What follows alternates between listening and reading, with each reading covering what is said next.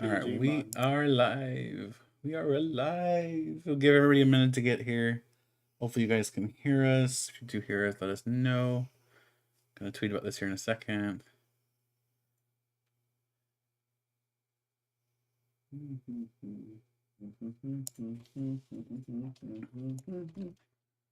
We're here to discuss BT12, right? Sure.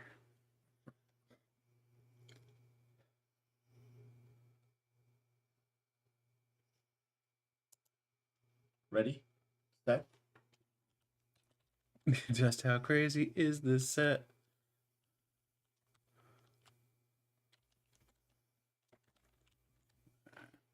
And tweet. Tweet, tweet, tweet.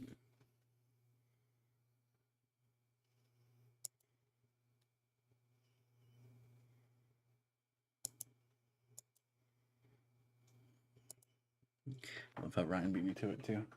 And I had it all like pre-ready to go. I was like, no, I'm gonna tweet this real quick. You saw it, right? Yeah, I did. I saw the notification come up because you pinged me. All right, let's see here. Who do we have in the chat? We have a couple of people. Dexter says, I definitely cannot wait for the release of Gets' Boss, using it over the others. I really like Gets' Boss, but I don't know if I could do it over Cyrus. I really, really, really like the Cyrus art. Maybe if I somehow manage to pull 4 of the full art Gets', maybe I'll actually play with it. I'm sorry, guys, but first art is best art. Giovanni just can't be beat. You know, Giovanni is still my favorite evil boss, but he's not. That does not have my favorite art for the boss orders. Cyrus. For me, it's still Cyrus. Except for the full arts. The full arts actually, I think, goes to Getsus. I do want to say, though, in the non-full arts that come with the Cyrus full art, has that nice cosmic, cosmofoil on the back. So, those are pretty nice. Yeah. All right, let's go and get started on the review of Paldea Evolved. This is a new page on justinbasil.com. Starting with Paldea Evolved, I'm putting the translations on my site itself. I've had issues with the links for the main set list going basically to a trillion places and mixing everywhere and bad translations and places I want to use. And basically it comes down to, I just, screw it, I'll do it myself. That's really what it comes down to. All right, Thanos. I'll do it myself. Anyway, so this is a new page. If you click on any of the links in the perspective set list page for Paldea Evolved, it'll take you here straight to the translation. I disagree with this. Grusha is the best wife. I disagree. Actually, I really like his. I like his full art a lot. What is the girl, the fighting girl that has the model girlfriend? What you're talking about the one from what's it? The one in the tracksuit. Yeah, She's the best wife. She's pretty good. I gotta give you that. All right, so this page has everything from Clayburst, Snow Hazard, and Triplet Beat. We've already talked about Triplet Beat on this channel, so we're gonna skip over the cards from Triplet Beat on this page. There are also a couple of cards from the from promos that we're gonna cover after everything else. But just keep that in mind as we're going through the set. They'll be kind of skipped over a little bit until we get to the promos. That said, Hoppip is up first. Hoppip has a splashing dodge attack. Does 10 damage, flip a coin of heads during your opponent's next turn, prevent all damage from, and the effects of attacks done to this Pokemon. So, yeah, it's a Hoppip. I think that's going to go in my versus beginner deck for Erica, because that's pretty good. And Lord knows that deck needs it. Skiploom from Clayburst, a drifting dodge. If any damage is done to this Pokemon by attacks, flip a coin. If heads, prevent that damage. Chelsea? Yep.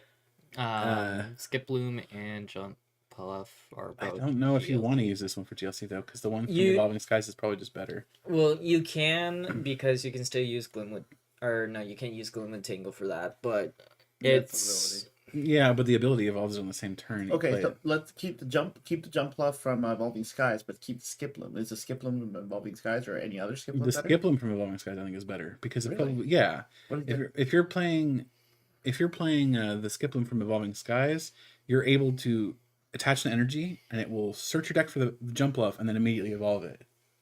Okay, so I think it's just better. Yeah, because I mean, it searches and you can do it at the same turn, so it's built in rare candy. I think it's just better. And then jump bluff. This jump bluff has an ability drifting dodge. Again, same effect.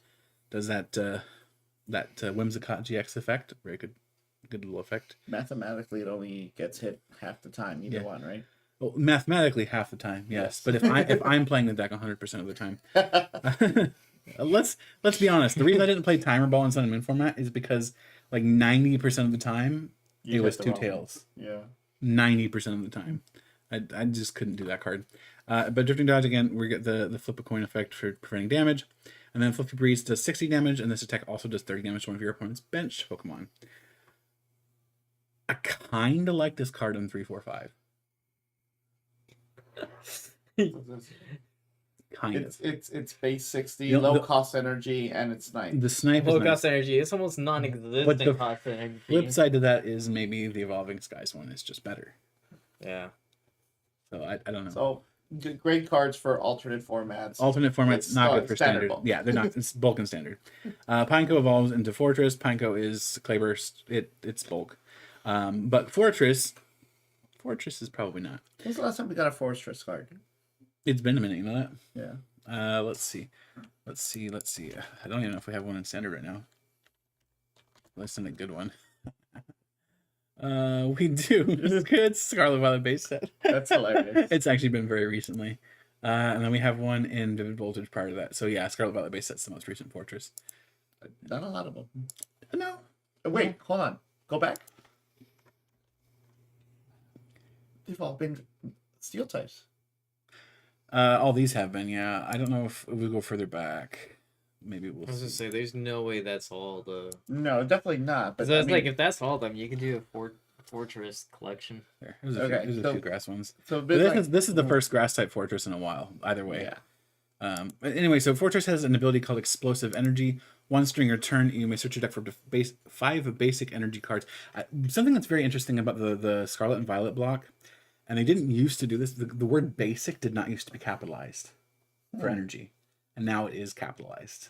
It's very weird. Does it have anything to do with the fact that it's capitalized on the cards? Well, there's the cards one thing, but I actually think it's because it's now a key phrase, like confused, paralyzed, poison, that kind of stuff.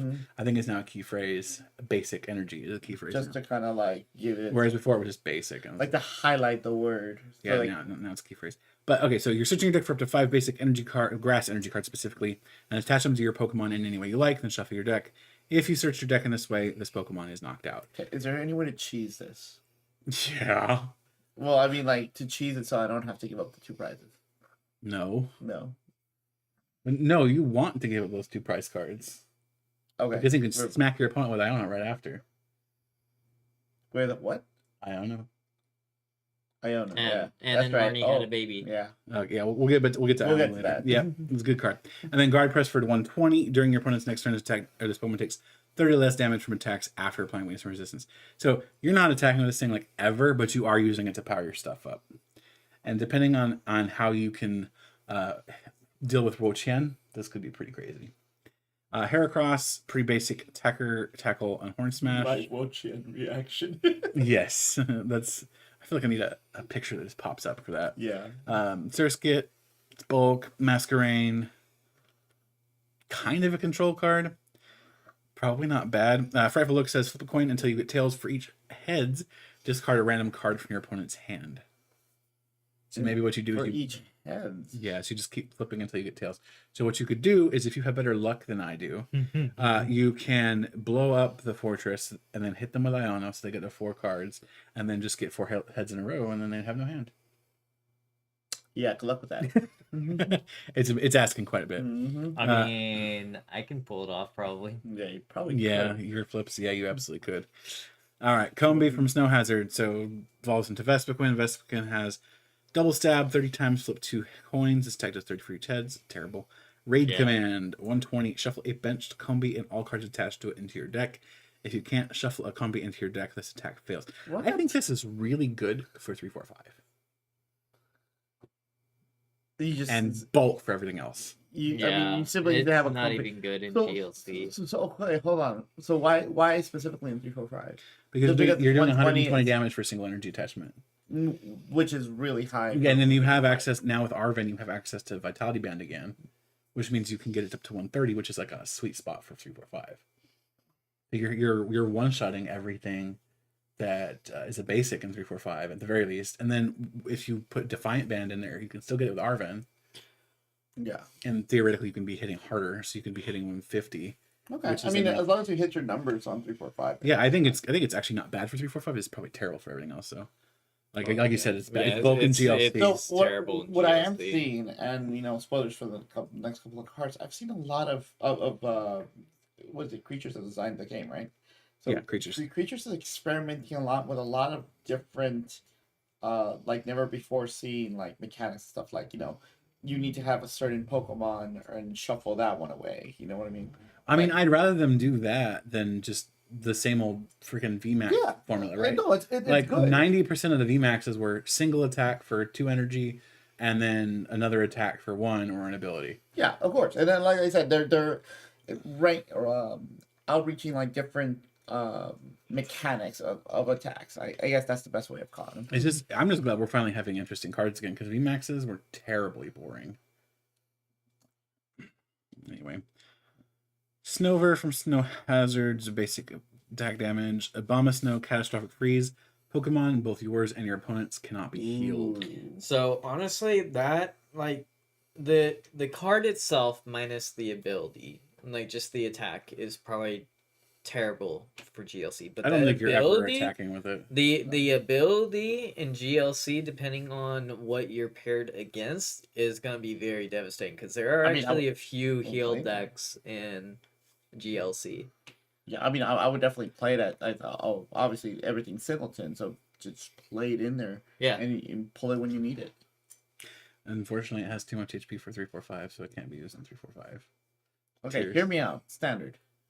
I don't know if it's gonna see any play in standard though.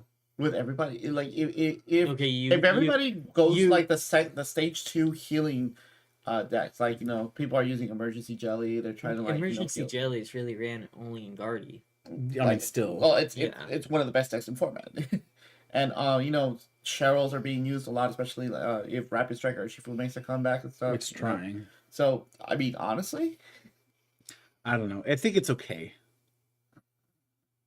It's gonna be one of those cards that everybody's gonna forget about it until that one time when someone doesn't, and then suddenly they win. It's gonna be mark my word. Somebody quote this and stuff like that. It's gonna be a 1-1 in some winning list. Yeah, that's what's gonna happen. It's gonna be just like Jolteon. Not Jolteon. It's gonna be just like Bronzong. The Metal Transfer one? No, the Heat Proof from, I think it's Team Up. Oh my god, was that the one where like it just ran everybody else out of the tournament because they couldn't deal with it? Yeah, because they couldn't hit it. Yeah, that's the kind of thing I'm hoping happens, because that was just amazing.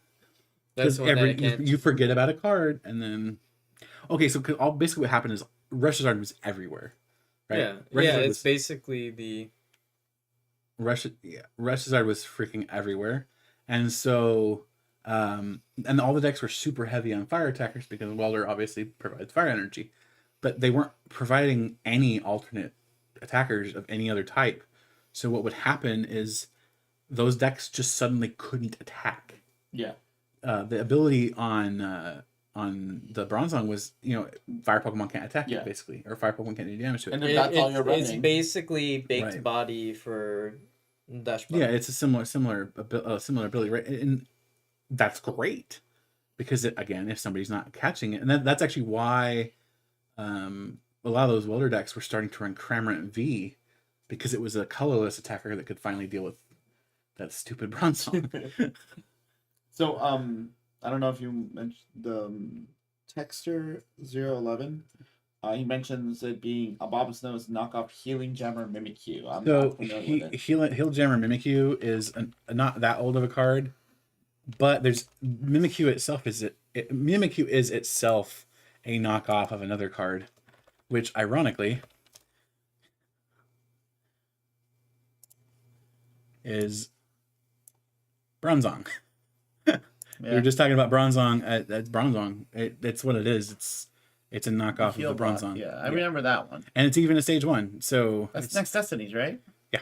Yeah. Yeah, that's what it is. It's a knockoff of that. It's not. And where's the Mimikyu again, real quick? Mimikyu. I think you closed it. I did. Thank you, Micro. Is that a macro for Jolteon? I'll explain later. Stupid. Heal jamming. Your opponent's bench Pokemon can't be healed. Yeah, it's from Darkness Ablaze. Okay, well, I mean, yeah, obviously a basic, much easier to put on, but definitely not as good as the Bombsnow, which... No, and this is the Mimikyu that we're talking about for those who are not familiar. It's a good card, and it's seen fringe play, but ultimately not enough. All right, with that said, let's keep going. This guy's from Triple B. Bounce Sweep from Snow Hazard. So Stampede, Reckless Charge, Steenie, Aromatherapy, Razor Leaf, and then the queen herself, Serena. Queen's Heal, 60 damage during your opponent's next turn. The defending Pokemon can't be evolved by playing a card from your opponent's hand. That is just mean. Stage 2. Yep, it is stage 2. And this is kind of where I'm talking about. Like, I think maybe this effect has been in the TCG before, but, a lot of different things like, what can we give this Pokemon that isn't really, like, standardish? You know what I mean? Yeah. Like, preventing that specific Pokemon from evolving. Hear me out. The Glaceon... Okay. The Glaceon that it can't be damaged by evolution Pokemon. I mean, that's pretty trolly itself. Don't we have evolution lock? No, not right now. Yes, we do. Okay. Actually, it's it's one of the Zolts, I think. Really? Arcto? Oh, it might be rotated actually. Oh, that was right, Dragovich. Yeah, it's rotating. Or rotated, technically. Well, rotating, technically. We have a week left. So we had evolution lock. I just wonder there was another one, but I guess not. I mean, it would definitely be a possible if there was, right? Fixer asks, is Queen's Heal removed by switching? Yes. The effect is on the defending Pokemon, so yeah, it would be... Any attack effect or anything like that essentially gets reset because the Pokemon becomes a new Pokemon when it's switched out, right? Yeah. So that's unfortunate wording for that, because if it were your opponent can't evolve the defending Pokemon, then it would be on your opponent instead of the defending Pokemon. Or, yeah, your opponent can evolve Pokemon on his next turn or something. Yeah, so that's the sort of it. You can't spell. Byron at 45 says, I love the direction TCG is taking. It looks like the game developers are game designers that are putting passion into the game first time in a long while. Yeah, I haven't felt this much excitement about the game since Sun and Moon Lost Thunder. and it's really interesting, too. I've been talking with some newer content creators recently about how the game is moving. And they've been very excited about it because they're like, wow, there's so much stuff you can do now. Like, there's very interesting mechanics, things that you wouldn't think about necessarily. Stuff like Iono, which we'll get to later. Like, the cards are just really, really interesting. That's the third time Iono comes up and we're not even anywhere near her. Because, without question, she's going to be number 1 when I do my top 10 from the set. Yeah, I know. It's not going to be close. Oh, she better. It will not be close. I'm sorry, I'm spoiling that already. It will not be close. I'm just saying, I need the full art if you pull it. I need the full art. I need the freaking. I just need that card in my deck right now. Yeah, I 4 of them. Well, please. you know why I want the full art. Yeah. Because 1, she's my favorite gym leader from Scar and Violet. 2, she's mine too, actually. She reminds me so much of Gargura. Did we skip Triple B one, right? Those are Triple B, yeah. That's why we're skipping them. All right, so if you we were talking about skipping Triple B earlier. We've already looked at Triple B on this channel. Hit that video up later if you're up for it. We are focusing on Clayburst and Snow Hazard. Tarantula, and then Spidops has Entrainment Trap. Each player shuffles their active Pokemon and all cards attached to them into their deck. Honestly, that's gonna be a giant. Well, what's cool about it is it's a non-rule boxer, right? Yeah. So you know what this means, right? That Lugia V-Star. Even better than that. Cherim. Mm-hmm. Load the energy on. Whoop, bye-bye. It's gonna be. I think it's gonna be troll. Is it gonna be a good card? No. Is it gonna find its way into a deck that Sander makes? Almost certainly. It's gonna be great. I think it's gonna be because it's a control card, and that's what Sander plays. That's control. He's gonna run it with Klefki and all that. It's field control, and honestly, there's not a lot of field control in Pokemon. The thing is, there used to be. Like, they used to have, was it Noctowl and Pidgeot, and like you had options, and now they're very skittish about giving any. And like I said, they're being creative. Yeah, well, exactly. It's just like what Simon was saying. The game has gotten much more rich again, just like in the Sun and Moon Lost Thunder format, and even in the pre-rotation format. from that same era. Was it Breakthrough through Celestial Storm? Honestly, I am enjoying Sword and Shield. Scarlet Violet? Or yeah. Violet. Scarlet and Violet is a much better format already. You're also like 5 years ago, apparently. Because you said Sword and Shield, that's fine. Well, that's 3. So Bramblin, and Brambleghast. Brambleghast has Absorb Life. I mean, I and then Withering Poison. During your opponent's next turn, the defending Pokemon's attacks cost 2 colors more. This was the one I saw. I'm like, I love this. This is another Sander card. This is another Sander. This card's great because, well, the energy on there.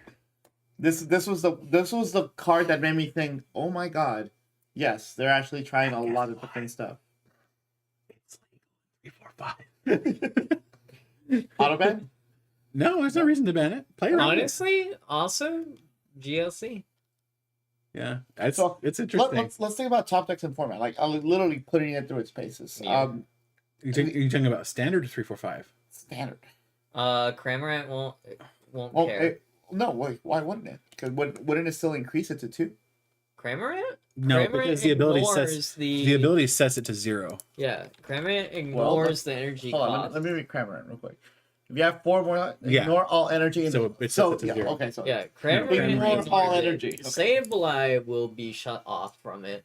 Greninja will be shut off from it unless you wait. They're literally gonna have to waste more. Like it is a stage 2, but this is a card that could be crazy in something like a Zora box.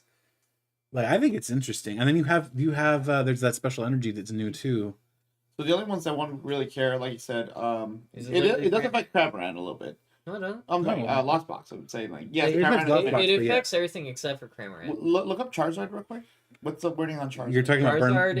Oh, you're talking about Radiant Charizard. It's colorless energy less for each prize card. Radiant Charizard is really important for Lost Box. It's literally colorless less for each prize card your opponent. If you're playing Zard box, yes. Otherwise, no. Okay, well, let's say you're playing Zard box, and this essentially messes with that, right? I mean, yeah, because it turns Combustion Blast's attack cost from Fire Quadruple Colorless to Fire Sept. Hex. No. Not Sept. 7. Just say 7. 6. Just say 7. Sextuple. Septuple? Octuple? I'm gonna hate myself. I can't remember that. But that's a 7 energy cost basically, with that effect. That's insane. So a Sander card. Maybe. I think it's interesting. Will it see play in every deck? Absolutely not. But it's very interesting. Will it see play in that one deck out there? 100%. That one deck will be annoying too, though. All right, we are finally at Chien, the first of the Pokemon X that matters in this set. All right. From Snow Hazard, Devouring Ivy. This attack does 60 damage to one of your opponent's bench Pokemon for each prize card your opponent has taken. So, assuming no Manaphy, which... assuming no Manaphy, it could be very interesting. But you could blow up the fortress, right? Immediately give your opponent 2 prize cards. That's 120 damage snipe already. You blow up a second fortress.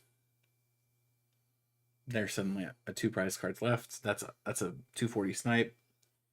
And after you got your own. Oh, that's right. Oh, yeah. But literally, my brain didn't connect it until you just said that right now. So, Chien is going to be one of those cards that will maybe end up seeing play, but it's going to be one of those wombo combos that when it works, especially if you have I mean, one fortress 220 is still like 120. I'm sorry, with Breath Force Burn, like just straight up. Well, yeah, I mean, you can use that attack too, but that would be good to hit in the act because with Fortress you are getting 5 energy into play, assuming you haven't burned your whole deck already. Wait, it pulls from the deck, right? Yeah, Fortress pulls from deck. All right, next up from Clayburst is Nummel, Hot Magma. Camerupt. Camerupt has an attack called Eruption, 50 plus damage. Each player discards the top card of their deck. This attack does 100 more damage for each energy discarded in this way. Hey, Switching Cups, come be our best buddy. Yeah. I personally do not know how I feel about that in GLC because there are actually a lot of GLC decks that actually only run like 8 energy. Well, then maybe not a card for like GLC. It's really only going to matter in the grass, fire, and water matchups primarily. So Camerupt just missed Monkey on the way out. What? Monkey. What? Oranger. Oh yeah, that would have made it crazy good. I mean, because we've had cards like this before. I think it was Macargo GX that had basically the same attack, and then Seeming Stomp for 120. I think this could be like a cool budget deck. This would be legal in 345, and I think that's pretty cool because you would do. You could pull it off. I think. I don't know. It's interesting. I don't know that it's necessarily top deck. Larvesta and Volcarona are from Triple B. Litleo Pyro are from Triple B. Alright, Fletchender and Talonflame. Talonflame, Clutch does 50 damage, then during your opponent's next turn, defending Pokemon can't retreat. And then Wind Rage, if this Pokemon has any damage counters on it, this attack does 90 more damage. And I forgot to put 70 plus. Fantastic. Good job. Great. I have to make a note of all the crap I have to fix. Because this is what happens when I do it all in like 5 minutes. I say 5 minutes. It took me like 3 hours to put this page together this morning. Yeah, but to say 5 minutes, you got some magic fingers, bro. No, it was a long time, and it took me almost 2 hours to translate last night too. Anyway, all right. Oricorio is from Triple Beat. I still love it. Coco, yeah. I mean, this you're talking about the Talonflame? No, the Oricorio. Oh, the Oricorio is beautiful. Actually, that's maybe. I know like number 3. Texter was asking about the. Well, no, that's a different format. Never mind. The Talonflame says, "Why is Talonflame the definition?" I don't know, but it's great. I like Talonflame. Talonflame is actually one of my favorite bird types, and I like quite a few birds. Isn't it because it's like that's its thing in the video game as well? Because just being fast. Fast is low. It translates to low energy in the TCG. Yeah. What's this? I mean, it's the fast. Like Gale Wings, Talonflame. My first Vivid Voltage pre-release kit was for midnight release. So it was the Charizard promo. Pikachu. With Talonflame in one of the packs. Oh God. All right, we have Charcadet. Look, more stuff I didn't fix. Great at this. I've only had this website for like 4 years, guys. Almost. Wait, is it Charcadet? 80. Oh, you didn't put the set. Yeah. 80 HP on this Charcadet. The other two have 70, right? I think so. Either way, it's a good Charcadet. But we have the fish. The fish. The fish. This is actually my favorite of the Treasures of Ruin. I love it. Unfortunately, small. It is my second favorite. But the attacks in this are a little underwhelming, unfortunately. Burning Ivy says discard the top 2 cards of your opponent's deck. Not too shabby if you're desperate. And then Flame Surge does 100 damage. Choose up to 3 of your benched Pokemon. For each of those Pokemon, search your deck for a basic fire energy and attach it to that Pokemon. Then shuffle your deck. So if you have already managed to get ahead enough to have 2 energies on this Chi-Yu, you can get 3 energies into play with Flame Surge. I have a question. What's up? This is just me being a troll at this point. Wattrel. Doesn't Wattrel use colorless? Yes. But why would you use a 2-prizer for that? Why not? Because you have Cherim. Plus this. You could also use Armor Rouge if you really wanted. There you go. Like I don't think Chi-Yu is worth that. Hey, look, you know where I'm going with this? 190 HP is better. It's more than whatever White Trio has. Yeah, but 2 prizes is worse. Yeah, but if he never actually gets to 190, maybe he just one hits it. You know that his output is like 150 or something. Your argument is invalid. Just build it yourself. Just no. Meryl and Azumarill, Bubble Beam, and Slam. Unfortunately, that card is just straight. I'm personally kind of sad that they did not design an Azumarill card surrounding a Charizard. And we have Love Disc.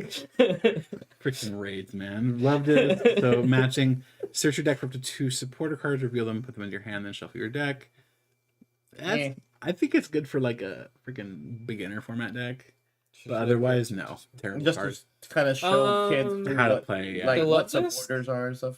The Love Disc might be good for like a turn 1 attack for GLC to get those 2 supporters that you're probably needing to like get.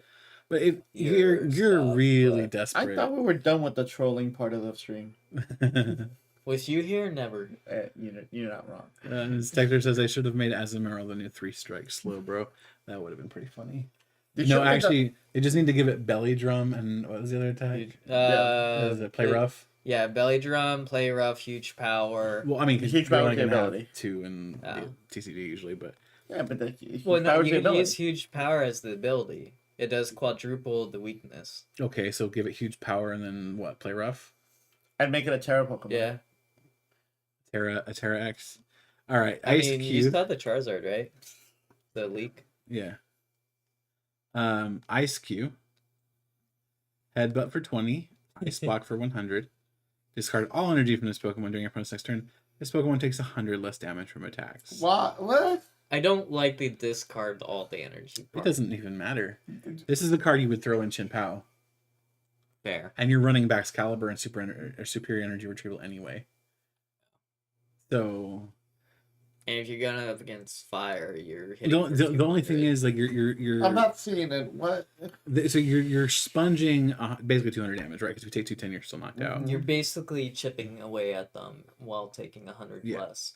But like this would be if you're going up against Lost what I'm doing with Goodra and Regieleki V, right? Like essentially, yes, but blocking 100 for the next one. You got to remember that Goodra is also significantly weaker to Giratina Lost Box, as far as if this goes up against generic Lost Box, that ICQ actually has a favored matchup because the Cramorant is. Here's the thing, though: is this actually better than the Evolving Skies Ice Cube, which just makes it immune to basic Pokemon in first the place? Evolving Skies one again?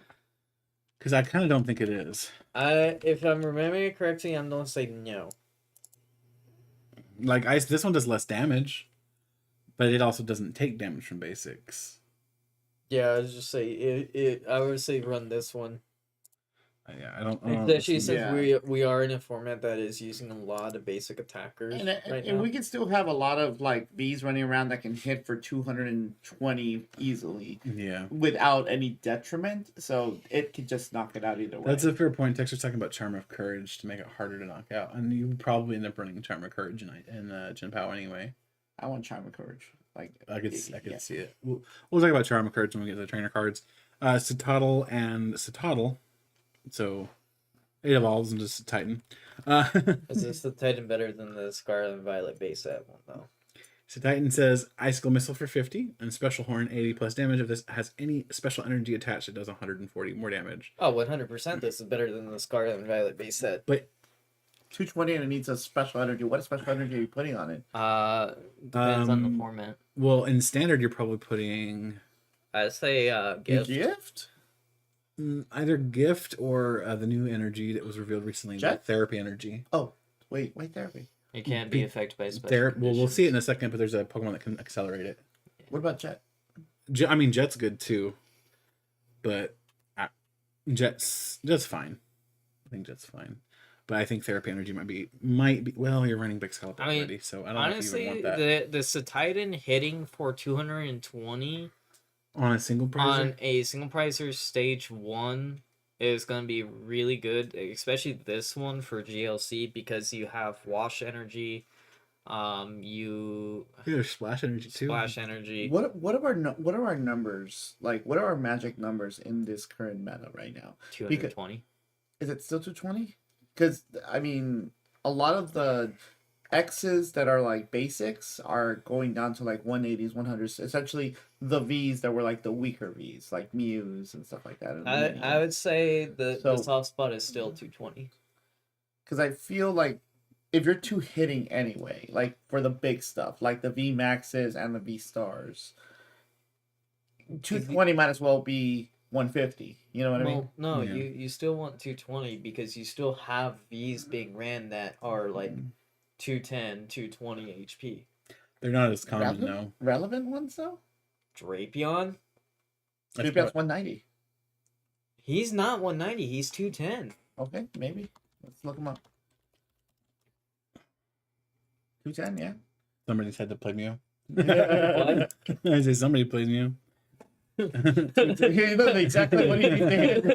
Like I know what I need to hit against that thing. Reversal energy was Titan. Yeah, I was gonna bring up reversal energy too. I think that's actually also a good pick. I don't think you necessarily want to attach it right away, but yeah. So yeah, I mean that's a fair discussion to have, specifically. You still think that's also 220. Okay, those are good examples right there. And then You also want the Regieleki V's gone. So those are around 190, but you still want like the 220 because the Miraidons. So considering that we're getting the charm that we're going to talk about it later on, is 220 still the relevant number? I don't know that it necessarily is. No. Because you're gonna probably be running vacuum anyway, but Chien-Pao also 220. yeah. Okay. I mean, I can see 220 being a number, and again, any modifiers from there. I personally feel like the soft spot is 220. 220, 230 is the soft So spot. it literally hits the exact number that we kind of wanted to hit then, right? Yeah. Yeah, as a stage 1, which is kind of rough, but yeah. Veluza from Snow Hazard Ram for 20, and then Slim Corkscrew for 120. If you don't have any cards in your hand, this attack can be used for a single water energy. No, I don't like it. I think that's personally too risky. I think it's just not enough damage is the problem. It's not enough damage for the caveat. Like this, the one person in the room is going to get this. This is not magic. Well, right. You know what would make this specifically this specific Pokemon? What would make it perfect for a pivot if it had no retreat cost? Why does a Veluza that literally jumps out of nowhere every time it sees you? I was just about to say, like, every time, like, the first time I ran into Veluza in the game, it was like, whoa, where the hell did you come from? Yeah, exactly. Like, It's a Barracuda. I mean, it's worse than Sharpedo, and Sharpedo was annoying as hell. Yeah.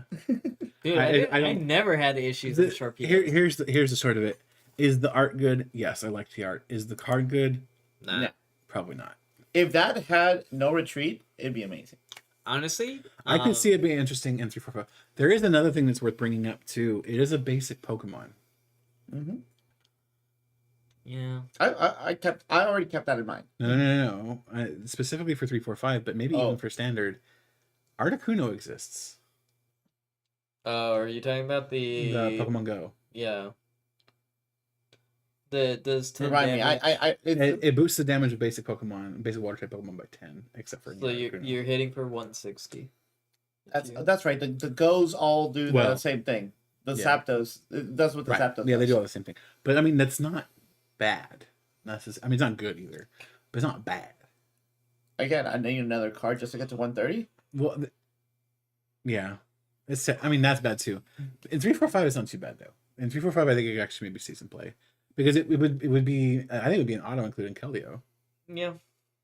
Because Keldeo is already one of the best decks in the format, and this I think it was help it because Keldeo is already running Articuno anyway, and there's a lot of times where you don't have that second energy to attach. So I think it's not bad. Okay. Honestly, In 345 specifically. I'm super excited for this line though. Here's the real question, and scroll up a little bit. Yeah. Frigibax, which one are we using? I think we are running the one with more HP. Yeah. I was gonna say the opposite. I was gonna say 60 because No. Beach Court is a thing and one retreat cost. So Beach Court is a thing, but 70 HP. Yeah. In this factor, the higher HP will outweigh the What are we afraid of? 70 versus 60. Lost Box, Stabilize, literally knocking out two of them. But yeah. Well, okay, it's 120, right? Yeah, it's 120 damage counters. Well, 120 damage. Or Yeah, 12 damage 12 counters. And you drop it anywhere, right? Yeah. Okay. I was like 120 damage counters. You're saying That's a lot of damage. That's 1200 damage. okay. Let's just nuke everything Like, on I the get board. Stabilize cracked, but that's a bit much. So you're saying essentially they knock out both Frigibacks. Yeah, if you're running the 60 they knock HPs, out both they'll just knock Ridgebacks out and you have no energy acceleration next turn. because you're not gonna be able to recandy it. Yeah. I mean, I Trust can see me. it. I can see it. I understand. I understand where you're coming from, and maybe you run it as a one-of just because they can't knock out two if you're running only one. Yeah, that's right. If you do it a 60 and a 70, it's only going to be one of them. Basically be like what the Ralts is right now. The thing is, you're running 3 of the 70 HP Ralts and 1 of the 60 HP. Here's the problem too. Then it's like, okay, then they could just pull out the Halucha. It's like either way, it doesn't feel good. You know what though? I will concede because at the same time, it's like, look, am I really putting the 60 HP on only so I can retreat it? And retreat it. Now what? See, that's a point too. But here that's energy doesn't matter. Well, yeah, Skater's Park is so energy doesn't matter, but then you have to get the energy on it in the first place. So you would have to basically evolve into Excalibur And at that point, the retreat cost doesn't matter anyway. Yeah, you just literally... Because then if you have Skaters Park in play, then you're just whatever. I don't know. I think you just run the higher HP because it makes it harder for Lost Box to tackle you. Anyway, the real star of the show in this line is Baxcalibur. Archibacks, honestly. It's Baxcalibur. It has the ability Absolute Zero as often as you like during your turn. You may attach a basic water energy card from your hand to one of your Pokemon. Not water Pokemon. One of your Pokemon. This guy is gonna be a absolute unit in GLC because you get another Deluge in GLC. And for those that have played GLC or are not familiar with it, it is singleton format. So the more of the same type of ability line you have on different Pokemon, the deck gets significantly better. Just play grass. Just play grass if you don't understand what I'm saying. But having 2 Deluge abilities and then also having Frostmoth on top of that is just pretty insane for GLC. But for standard, Baxcalibur is also going to see a lot of play, honestly. Yeah, I think Baxcalibur is good. Especially for the next best card. And the thing is, it doesn't actually need to be attached to like a non-rule box, or like person was saying, it doesn't have to be attached to a water Pokemon specifically. You just flood energy wherever, and you have it, and it's really good. And then you have access to stuff like we were talking about earlier, Candace, where Candace is look at the top 7. I'm pretty sure it's 7. Look at the top 7 cards of your deck. Let me just actually look this up so that we can. Can we look at the history of the Deluge / Rain Dance archetype? That's a whole video on its own. So Candace, look at the top 7 cards of your deck and you reveal any number of water energy and water Pokemon you find there and put them in your hand and shuffle the cards back in your deck. Now, so crazy. It's crazy because you're running basically all water Pokemon in the first place, and then if you hit any energies, that's just free energy. Like, that's pretty crazy. Like, yeah, it's not the best supporter card in the world, but you're running Luminion anyway. Run 1 of it, or maybe 2 of it if you're feeling especially greedy, and then just what, Candace or Luminion? Candace. I mean, you should be running at least 1 Luminion. I think. Well, what he's saying is because you're running Luminion, you can anyway. choose your supporter when you need it. So. Yeah, I know. Yeah, I think it's a worthy consideration just because of how powerful that effect is in combination with Baxcalibur. I think without Baxcalibur in that mix, absolutely bolt card. But it's not terrible with Baxcalibur in the format because again, you could theoretically hit like 4 or 5 water energy off the top of the deck depending on how you're running. Honestly, I was gonna ask. Also paired with the next one. Well, that's what we're talking about. Before we move on, just we're gonna admire the art while we're talking now. Baxcalibur. Have all the Delusion Rain Dances been to water Pokemon specifically, or is it? No. Has there been other? That's kind of why I wanted to look. Frostmoth specifically states water, but Deluge is. Let's see here. Deluge is it's exactly the same effect as Deluge. Got it. Okay. Yeah, it's And this was Plasma Freeze, if I remember. Plasma Blast. Plasma Blast. You can always cheat over here if you really need to. But yeah, there's the Boundaries Cross right there. There's the Boundaries Cross print of it too. That's a secret rare. But yeah, so next up is Chien-Pao. So Chien-Pao is a basic Pokemon from Snow Hazard. Has the ability Trembling Frost. It is basically a Capacious Bucket as an ability. So once during your turn, if this Pokemon is in the active spot, you may search your deck for up to 2 basic water energy card. That basic should be capitalized, and reveal them and put them into your hand, then shuffle your deck. So for those that know me / don't know me, outside of Miraidon for Scarlet and Violet, Chien-Pao is my favorite legendary from the new generation. I have patented him Murder Kitty. Yeah, he's a pretty good Murder Kitty. And then he has the attack Hail Blade, which goes right in line with that Murder Kitty aesthetic. It does 60 times damage. Discard any number of basic water energy from your Pokemon. This attack does 60 damage for each card you discarded in this way. So absolutely rain water energy on your side of the board, and then just nuke whatever's in front of you. He pretty much nukes in VGC too with his Sword of Ruin ability. I do think though we're gonna need the Charm of Courage for this guy, just because he is He's squishy. Literally a glass cannon. Yeah, he is super squishy. I mean, so for those that are also familiar, he is literally Raichu V, but for water.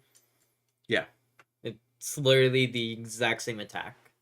Yeah, He's literally a glass cannon nuke. Except Raichu don't have a freaking. Well, Raichu also got 200 HP, not 220. Yeah. Either way, they're both squishy. Yeah. And they will give up 2 prize cards, but this guy is cool. This guy definitely, well, I mean, both are very dangerous to come across, as we have found out. And then, the what is it? Raichu V. Is it Kyurem? Yeah, you're talking about the Evolving Sky one. Yeah. Yeah. So it's the same attack. Yeah, just more And cost, which is really the. And Absolute Zero does not specify that it has to be attached to a water type Pokemon. So, Nope. like, you're going to need to run a couple of metal energies to use this attacker, but it's a single prizer. So, like, why wouldn't you? Yeah, I've I been think it's really enjoying good. that deck. Is the Rainbow. Is it the multi energy? You're talking about reversal. Yeah. You can't not- you can't attach it to Not Chien-Pao. reversal, is it? No, it's the one that like you have on a. If you have another special energy, it only gives. Oh, luminous energy. Yes, that's multi, right? Multi energy, all multi energy. We'll find out. Yeah, we'll look at It's that. in this, right? It is. Yeah. Okay. All right, then we got so the Pikachu starter decks got some cards from it. Going Come on, man. Nobody's get gonna run to Pikachu. Pink Urchin from Clayburst. Stun Needle for 20. Flip a coin if has your opponent's active Pokemon's paralyzed. And Static Sizzle. 100 damage. You can use this attack only if this Pokemon used Stun Needle during your previous turn. So bulk. Absolute bulk. All right, Tadbulb, and Bellybolt. So Tadbulb evolves into Bellybolt. Bellybolt says jump press. This attack does 50 damage to one of your opponent's Pokemon. Don't apply weakness resistance for bench Pokemon. And then Paralyzed Ball, 160. You may discard 2 lightning energy from this Pokemon. If you do, your opponent's active Pokemon is now paralyzed. Ooh, for sure, paralyzation. Yeah, guaranteed. So you just discard 2 energy and you're golden. That's fairly rare because that's sometimes easy to cheese, but it's a stage 1. It is a stage 1. So its biggest competitor is probably Luxray V. Right. And that also has guaranteed paralysis. The difference is Luxray has 210 HP, whereas Bellybolt has 280. And in theory, you could actually do Bellybolt. You're doing with, 120 with Radiating Pulse or 160 with Bellybolt. You could do Problem is Lure paralysis with is so Bellybolt. in this modern game is so easy to get rid of. Yeah, and then since Beach Court is the main way of reducing retreat cost right now, a lot of decks are still running actual switch cards. Because before they'd be running Air Balloon, and that would do the job. But because there's no Air Balloon in format, they have to run actual switches. So they run switches and Right. You'll finally get your wish, more switch card capability. He's gonna be so happy. I'm already happy. Watch set 2, we get a freaking Floatstone. Floatstone. Oh, Yeah, God. that's exactly what I was thinking. You know what? I got a bunch of old float zones. I'm okay with that. I have some reverse ones. All right, so we have 2 interesting Wattrels. Finally, we can actually look at a common card with Remember- some interest. Wattrel has Peck and Wings of Unity. Wings of Unity are 3 different Wings of Unity attackers in this set. So this is very similar to Mad Party or Night March if you're familiar with either of those decks. They are Triple B. triple beat. They are triple beat.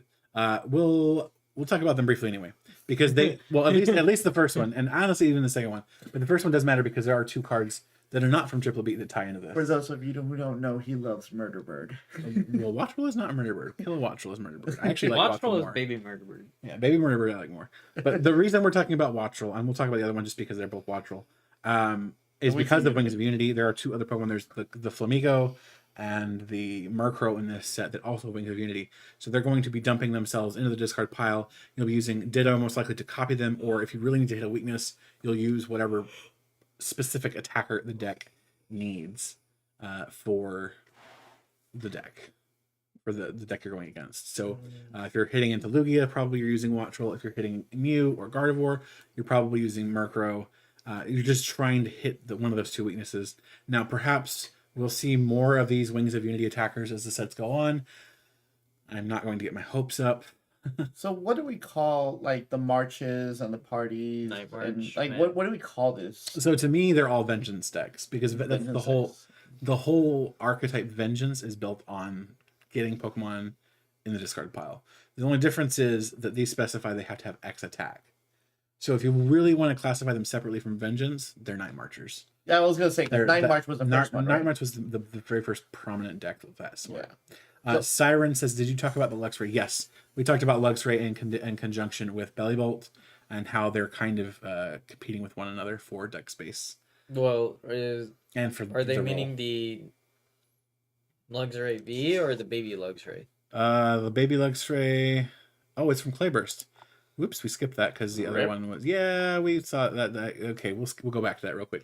We're running back. Thank you for catching that, Siren. He was in a hurry to get to Wattrel. Yeah, that's totally what it was. There's no other reason. So this is actually a really good card too. So Luxray has the ability Vibrant Flash. Once during your turn, if this Pokemon is in your hand and you have more prize cards remaining than your opponent, you may play this Pokemon onto your bench. So basically, if you're behind on prize cards, screw the Luxio, screw the Shinx, just throw that Luxray down and say, haha, I win. And then Wild Charge for 100 does 180 damage for 3 energy or 2 attachments, depending on how you're doing that. You could be doing 160, and then it does 20 damage to itself. I think this card's extremely good. This is an instant screw you to Lugia in any deck that runs sort of Lightning Acceleration. So if you're running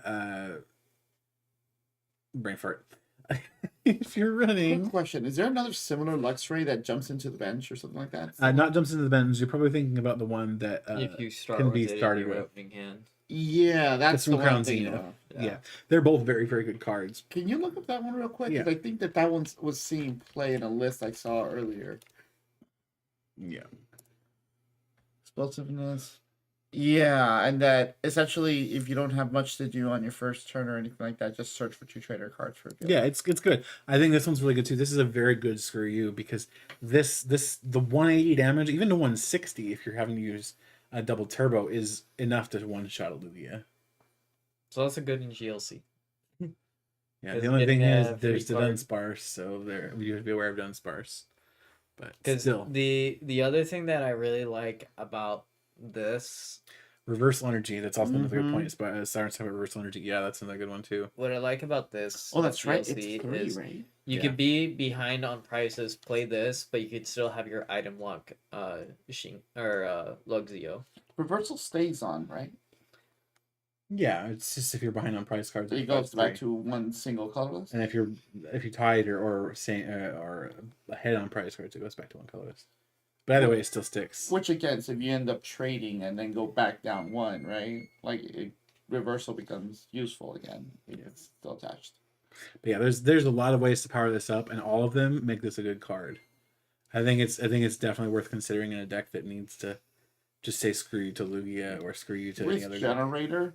Pretty much all the electric Pokemon, that's 3 is kind of like their sweet spot of like, oh yeah, I can get this powered up with 1 turn. Yeah, because generator you can hit 1 to 2, and then you can attach something else. I think maybe reversal is better for it, but I don't. Reversal is the best for it, I think. Yeah. I just don't think that necessarily, because I mean, if you're behind on prize cards, exactly. Anyway. That's what I'm saying. Like it's literally like you have those 2 cards. Here you go. What we need right now is a Pierce for the format where you can just search for special energy, and we don't have that at the moment.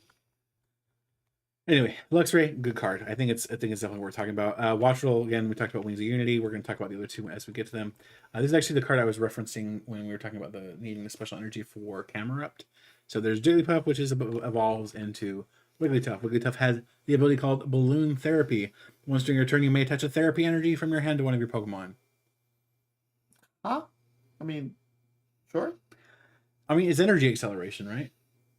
And because of how therapy energy works, it's instant unparalysis. So Slowpoke?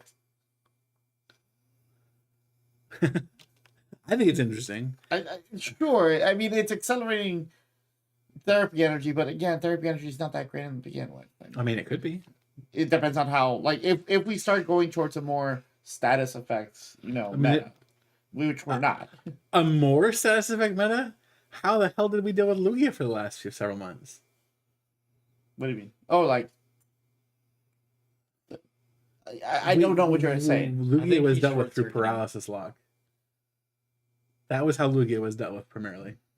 With what? Wheezing. No, not wheezing. Freaking Articuno.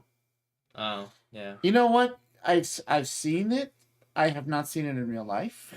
Really? I've all not over seen, the place. Not in the, at least not in the local metal at It's all over the place. Dragons there. I have not seen that. Okay, well you need to You need to come out on Saturdays more. Yeah, I agree. Stop working on Saturdays. Stop playing in all the kitty shops. You hear it here, folks. I get to have Saturdays off. Okay, Slowpoke and Slowking. Make your bosses watch the stream. Yeah. Slowpoke has Hanging Tail, and basically, if heads, you search your deck for a card, put it in your hand. If tails, you search your deck for a card and discard it. Kind of okay.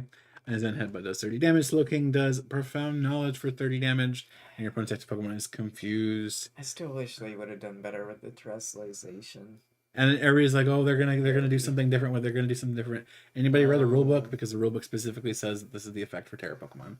Yeah, by the way, it's such a waste. It is a bit of a waste. And Wisdom Headbutt says 130 damage. You may search your deck for 2 cards and put them in your hand, then shuffle your deck. This is Togekiss. That's what it is. It's Togekiss.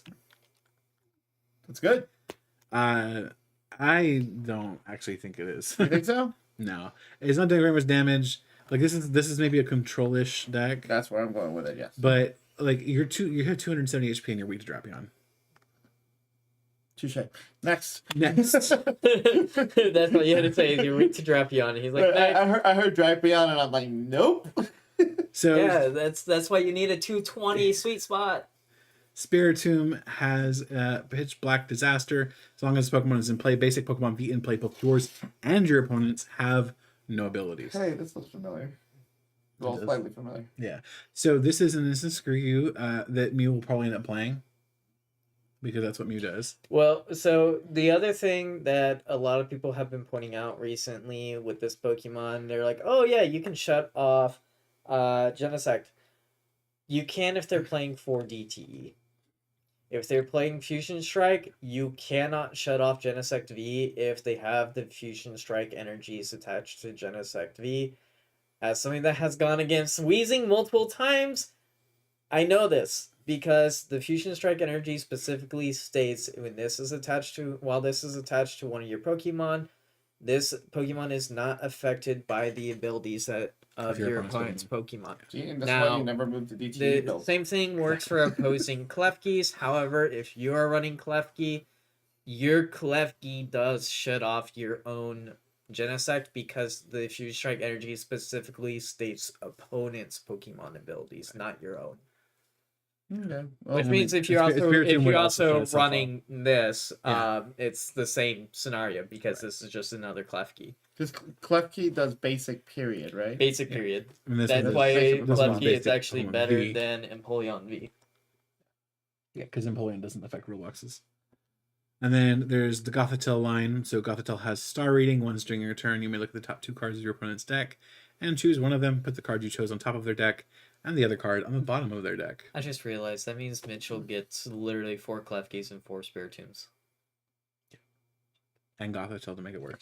Wait a minute. Weezing Mitchell. That's what we're talking about, right? Yeah, we're talking about our local control player. Okay.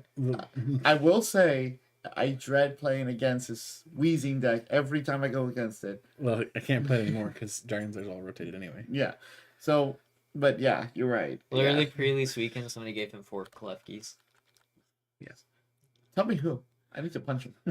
I don't know, but Jesse was not happy. Siren says the Terra mechanic is Delta species, but to separate it, they had to give us that one trait. It's the reason they gave us Pokemon X again. I wish they would at least have started out with different typing on the Pokemon. I'm really upset that they haven't done any of them with alternate typing still. Block 2? Block 2. No, it's going to be actually Block 1. It's going to be... You think that halfway through Block 1? We know already. We already it's know. Charizard. It's okay. There's going to be a Dark Charizard. Yeah. Okay, so then, yeah, it's like, going back to Black and White, where the EXs really only started in Next Destiny. Like, halfway through the first year block is when they changed up a couple of mechanics. I mean, they all the decks are all the blocks at the start of the block you have changes, and then I think with the newer blocks especially, they like to the new the new series. They like to change up. You're just so chill. 2 or 3 into that. They change up the format and then they kind of tweak and improve on the change that they made, which I think is what the Charizard's supposed to do. I just think they could have started out with the change in the first place. Sirens also says you can play just play Giacomo in your deck with Spiritomb, and I see that card as being a good tech. also on top of the 4/4, he also gets 4 of that. Oh God. Yeah. So that's not a bad point. So we'll talk about Giacomo later. But Giacomo does actually mess up the fusion strike energy. Quick question: is that in a triple B? The Dene is triple B, yes. Shout out to the X. Sandygaz and Palo Sand. So Palo Sand has Earthen Power. You're doing 160 if you have a stadium in place, so nothing to write home about. Mimikyu from Snow Hazard ability Safeguard. Prevent all damage done to this Pokemon by attacks on your opponent Pokemon's X and Pokemon V. And then a Ghost Eye puts 7 damage counters on your opponent's active Pokemon. Better or worse than Miltank? It's better because it walls Pokemon X. The difference is Ghost Eye works very differently from Route. Sorry, let me clarify. Better or worse than Miltank when Pokemon X weren't a thing, when it was just in. Oh, this is worse. This is worse because you're still blocking the rule boxes, but the attack's not as good. The only problem is that Ghost Eye does get around things that would shield you, but at the moment there's really nothing that shields you. And it's only on the active, huh? And it's specifically the active. If it were anywhere you like, this would be much better. 100% Mimikyu. Yeah. But because it has to specifically be active, it's not as good. It would KO a Manaphy, so if you gust it up, you throw the KO the Manaphy that way. That would be fine, I guess. I already have a Manaphy killer. It's called Magneton. Yeah, exactly. There's Sinisty and Poltegeist. The Poltegeist has Antique Collecting. Put up to 2 in any combination of item and tool cards from your discard pile into your hand. And then Porti puts 5 damage counters on your opponent's active Pokemon. Honestly? So, Antique Collecting is useful maybe in a control deck. Porti is situational. I don't know that it's especially good. And it is a 70 HP Pokemon too. And it's a stage 1 on top of everything else. I don't love it, but maybe it's one of those things where Zorobox just wants it.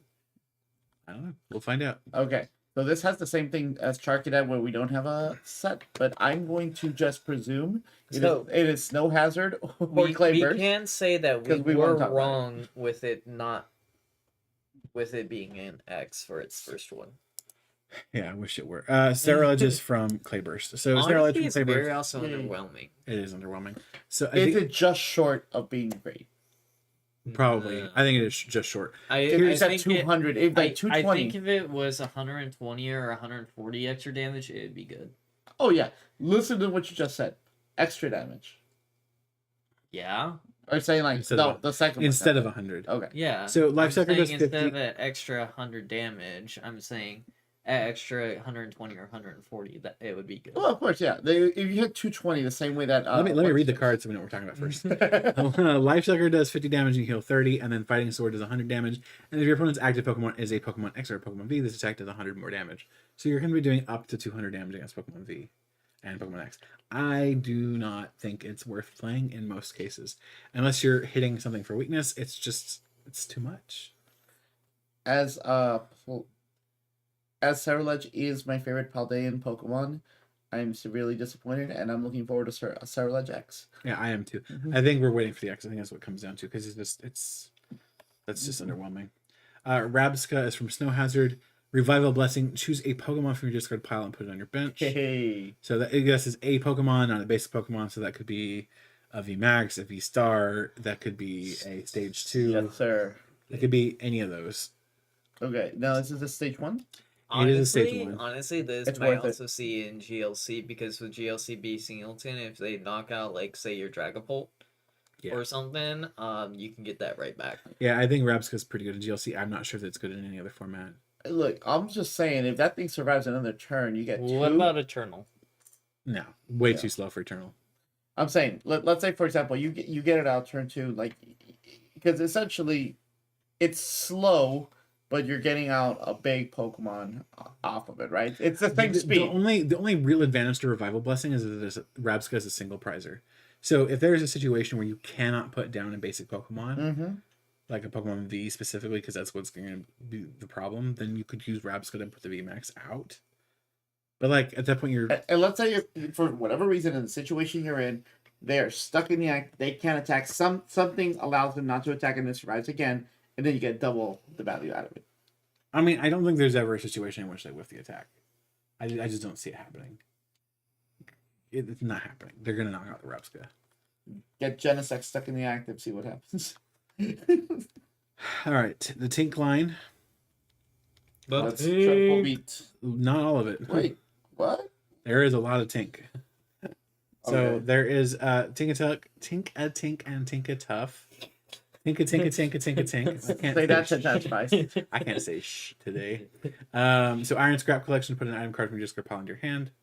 It's fine. Tink-a-Tough from Clayburst. Play rough, 30 plus. Flip a coin. Heads does 30 more. Pulverizing press. I cannot talk today. 60 damage. This attack's damage is not affected by any effects on your opponent's active one. So crushes right through everything. And then gather materials on the Tinkaton. That's a triple beat card, but we would talk about it anyway because it is rather important for the next card we're going to talk about. So gather materials. You must discard a card from your hand and reduce its ability. Once during your turn, draw 3 cards. This is power draw from Swampert. Is what it is, or Empoleon if you want to talk about older card. Special Hammer 90 plus. This Pokemon has any special energy attached to it. It does 90 more damage, so you're doing 180 damage with this Pokemon. Or if you're talking about the Tinkaton that was cut from the set for the X Battle decks that will be coming out, I believe in June. Purdy. You have Big Hammer, which does 30 times damage. So Big Hammer does 30 damage for each card in your hand, which doesn't sound like much until you realize just how fast that adds up. Actually, it's pretty quick. Refinement. Well, yeah, if you're playing Refinement, which is you have Power Draw, which is why we talked about the triple beat one beforehand, because every card in your hand suddenly doubles as another Pokemon. What Tinkaton needs is a Mirage Step, because that would actually matter for this line. But if you could get that into play, right? So that's, let's say you have a 5-card hand, right? That's immediately 150 damage. That's not awful, and it is not weak to darkness. It's weak to steel or to metal. You're not going to be concerned about Drapion one-shotting you. No. So, not bad, not that great. I don't think there's really a card I don't think it's ever Zamazenta that you'd have to worry about in with the standard format, hitting it for weakness. Yeah, I think maybe definitely Zamazenta though. But to be fair, I think that with the current card pool that we've seen for Tinkaton with the evolution lines and stuff, I don't ever see this being a tier 1 deck. But I could see it coming up in the fringes of like 2.5. Yeah. I could see it getting some play at least. Question: do you think it would be better than Guardy? No, Guardy's got way too much support, way too much. You have multiple good Curlias, multiple good Ralts, multiple good Gardevoirs, and multiple good Gallades. There's no way it's ever better than Guardy. Sad face. That's it should be. All right. So Mankey from Snow Hazard, Primate from Snow Hazard, they both evolve into another card that was cut from the set, Annihilate X. So Annihilate is going to be a promo box for our international release. So it has the Angry Grudge attack, does 20 times damage, put 12 damage counters on this Pokemon. This attack does 20 damage for each damage counter you place in this way, and then does Seismic Toss for 150 damage. This is very reminiscent of Frostlass, I think it is. From forever ago. Honestly, would you play the jelly on it? No, because you need to get the jelly like to 30 HP for it to activate. Yeah, it's too much HP for that. I just don't think it's good. Period. I mean, I don't think it's good. I just didn't. It's literally asking, please knock me out next turn. Yeah, I mean, you can do 240 damage for single energy, but I can see this being like a one of in a deck that's built around the baby Annihilate, but that's a stretch. It's a stage 2. Exactly. I mean, well, yeah, it's a stage 2, but if you're running the regular Annihilate anyway, maybe. Like as a one big hit to just, like finish just it as a one of. Like if you have a Primate ready to evolve. A finisher, right? Okay. Maybe for that. It better be a finisher because this thing is gonna die right after. Well, it's weak to Psychic, which means you're getting slammed by Guardy, you're getting slammed by Mew. Like it's not a good situation. It's friendly, right? Yes, it's friendly. Because there's a corruption of that name that. Yeah, I understand. Pseudo Wudo, hit and hide, just 20 damage. Then flip a coin if heads during your opponent's next turn. Prevent all damage from and effects of attacks done to this Pokemon. An Elbow Strike for 90. That's a beautiful bulk card. Larvitar evolves into Pupitar, which we'll see Tyranitar later. And then we have from Clayburst a Barboach. Barboach has hide. Flip a coin if heads during your opponent's next turn. Prevent all damage from and effects of attacks done to this Pokemon. So familiar. Like you should build that deck. No. And then Whiscash has Rock Wildly. For each fighting energy attached to this Pokemon, discard the top card of your opponent's deck. There. So this is basically Builders. identical to Centiskorch from Sword and Shield base set, except now it's fighting energy instead of fire. And I don't know if you noticed, but Koraidon? Fighting energy. No, I mean, yeah, Koraidon, sure, whatever. The fighting energy acceleration is just terrible still. I mean, there's a good reason for it. The whole Honestly, thing is supposed to be slow, honestly, if Koraidon did not end your turn, Koraidon with this. That'd be crazy. So let me ask you this. I mean, getting 5, like, if you just, like, manage to, like, set one up for one big hit, not too bad. Discard top part of your opponent's. Okay, so let's say you have 5 energies on it, right? Mm-hmm. Cool. You have 5 energy on the Whiscash. You're knocking 5 cards off the top of the deck. I think 100% of the time you just play Wugtrio instead. Woogie Wug. I don't know. Wug. I don't know. Green. Hey, Wugtrio requires energy acceleration. Not really. Okay, and you Let's guys have say, energy like- acceleration to Whiscash too. Hey, well, what's Wugtrio? It's 2 colors. Yeah, it's 2 colorless 3. and it's 3 colorless. That's 3 colors. It's 3 Oh, it's yeah. 3 colorless. How many does it discard? It Three, discards 3 for 0, each 3, head. 6, or 9. So flip 3 coins and 3 for each. Heads. Just get 2 heads each time. Yeah, play Wugtrio. Play Wugtrio. Whiscash is just not worth it. As the Oinkalone found out against Okay. the Wug Trio. Here's a good Saturday evening challenge. Wugtrio versus Whiscash. All right, you build a Whiscash. I'll keep Wugtrio put together. We'll see how it goes. Okay. 2 mill decks going head to head. All right, Trogan, Toxicroak, or just bulk. That's not Crabrawler. Durant. Hey, hold on. Here's one more advantage on Whiscash. It can attack. Both can For attack, damage. technically. Siren is pointing out reversal energy would affect. It would affect Whiscash, but it also helps Wugtrio. I just think you play Wugtrio instead. Again, Wugtrio can't attack at all, can it? It doesn't have any damaging attacks. No, No, it but does. just mill. That's the whole point of the Yeah, deck. but Whiscash can actually hit something. You are talking about doing mill versus mill. If you attack for damage, You're losing. you're losing. Crabominable has Confront for 50 and Knuckle Impact for 170, and you can't attack during your next turn. So, For the attack cost, I don't think it's good.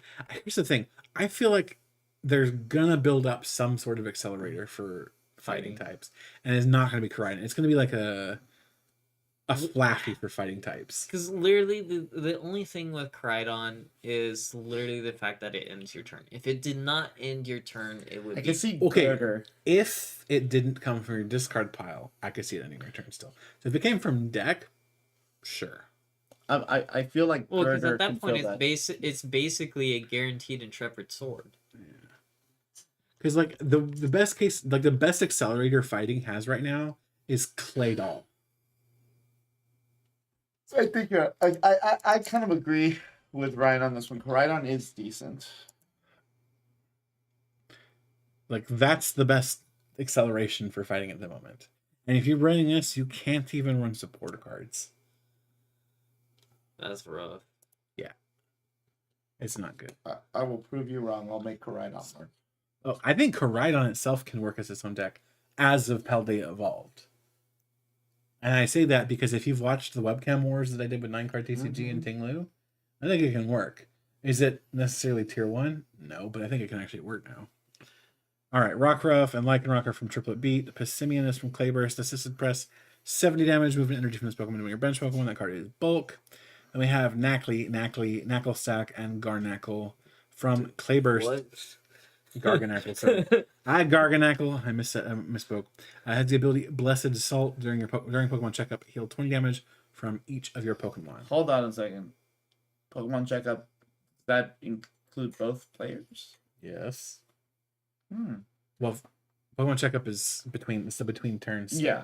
So in other words, when I at the end of my turn heal 20, at the end of his turn heal 20. Yes. Heal well, Garganackle is your Pokemon. Well, it doesn't say during your Pokemon checkup, does it? It says during Pokemon checkup, heal 20 damage from each of your Pokemon. Correct. So what? If there's a he's meaning in between turns, like passing like poison. opponent, So effectively, you're going to be healing 40 by the time it gets back. Yeah, that's what I want. Yeah. Yes. Okay. Yeah, you will. So it does heal quite a bit. Honestly, GLC. GLC for sure. It's too much for 345. Especially also for the attack for 2 energy, hitting for 130 and discarding the top card of your opponent's attack while healing. Mill. Yeah.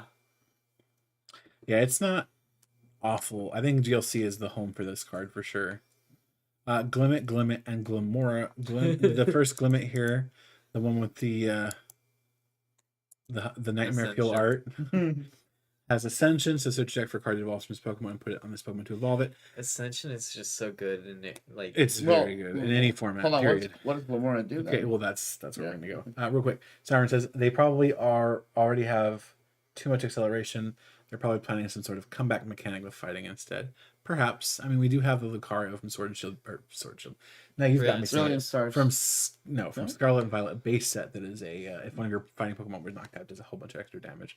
So maybe that's it's a comeback mechanic, right? It's not a good one, but it is one. And then Glamora, as we're talking about, what does Glamora do? Glamora has ability Crystal Break. When this Pokemon is knocked out, flip a coin. Yeah. If heads, your opponent can't take any prize cards for it. This is definitely GLC also. This is also 345. That's really anything. Like yeah, any being knocked out and taking no prize cards on the Aceless. We haven't talked about Aceless at all for this whole review so far, but Aceless would also like this card because it's screw you, you don't get to take prize cards. And then Floral Spite, your opponent's actual Pokemon is now poisoned. During Pokemon checkup, put 6 damage counters on that Pokemon instead of 1. All right. Sneasler. I don't like Ascension for any Pokemon that doesn't really affect during your opponent's turn. I mean, this one does defensively on the knockout thing. The thing is, the attack is awful. Yeah. Because at best, you're doing 8 ticks of damage between turns. Like a Pokemon like Galarian Wheezy was perfect for Ascension. I can see Mitchell playing this. I think Flippy. It's too little. I think though with Ascension, once we get the Glamorax, I think it'll be very, very good. But this Glamora is a little underwhelming. But in standard, again, in alternate formats, I can definitely see it being interesting. Yeah, well, you know what? You're right, because that's right. Glamorax is hopefully going to be a thing. Yeah, and then Tinglu. So Tinglu has the ability Earthen Curse. Talking about the video with 9 card earlier. As long as this Pokemon is in the active spot, your opponent's Pokemon that have any damage counters on them have no abilities except for Pokemon X.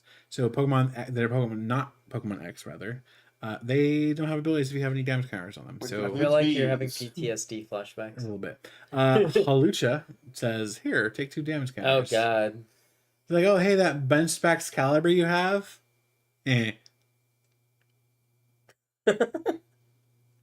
Again, also I'm not saying I have PTSD, but I definitely remember.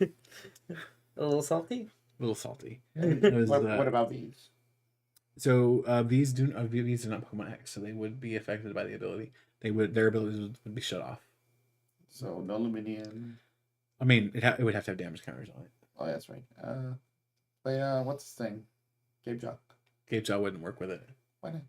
Because when you're playing Luminion from hand, the player who plays it down is going to choose the order of effect for the ping. Okay. So what's going to happen is 100% of the time, the player is going to go, I will search for the card and then put the damage counters on. Yeah. And then Tinglu's ability finally affects it. So once you learn Magic, it's order. Well, to be honest, honestly, I didn't realize that Pokemon had that same thing. In Digimon, it is player who plays it. That's how it is. It's pretty much. If there are simultaneous effects in Pokemon, the player whose turn it is choose. Yeah, that's pretty much across all card games. Simultaneous effects, right? Yeah, simultaneous effects. Yeah. Let's see, we have because since you're the player playing it, you actually have the initiative on which effect you actually want to happen first. The difference, and again, this is probably because when I learned about spell speeds, it was from, unfortunately, Yu-Gi-Oh! And Yu-Gi-Oh! Has spell speeds and counters and stuff like that where you don't get to decide what order it resolves in. You literally do a chain and then reverse it. Okay, so Siren says Glamora is really important to Pokemon tied to the Terra mechanic, so it'll probably come out with the Paradox Pokemon set. Yeah, I think so too. I like Glamora. Glamora is actually on my team for Scarlet and Violet, so we'll see how that comes out. Hopefully, it's a really good card when it does. Murkrow has the Wings of Unity attack. We've already kind of mentioned that. It does have spin turn too, so it can retreat out if it needs to. Can we also just talk about how the Wings of Unity attack on Murkrow is just dumb? Why? Because it's a single dark energy for it to literally hit Mew for weakness. I mean, yeah, that's perfect. Yeah, I agree. Screw you. I feel like you're saying screw Mew, but you're in the back of your head, you're saying screw you. Okay, kind of. So here's the thing. Both. Here's the thing about Honchkrow. I really, really wish that Honchkrow had an attack called Wings of Unity. I mean, just so you have more HP. Well, more HP, but I also wish that it had a multiplier of 30 times for that attack. Look, man, like it is a tradition that Murkrow is the useful one and Honchkrow is the useless one. I know. I know. Can we also talk about the partner for Wings of Unity? You want Ditto? Yep. I mentioned that earlier with Wattrel. Mm-hmm. I just love the Crown Zenith art being like, witness me. Watch me murder you. Not witness me. Acknowledge. So yeah, this is the Ditto we're talking about here. If you're not familiar, sudden Inferior transformation. Pokemon Go version. Thank you. Yeah. This is really the better one, honestly. Ditto has the ability sudden transformation. This Pokemon can use the attacks of any basic Pokemon in your discard pile, except for Pokemon with the rule box. That includes Pokemon V, Pokemon GX, and Pokemon X, for those who are not familiar. And you still need a necessary energy to attack.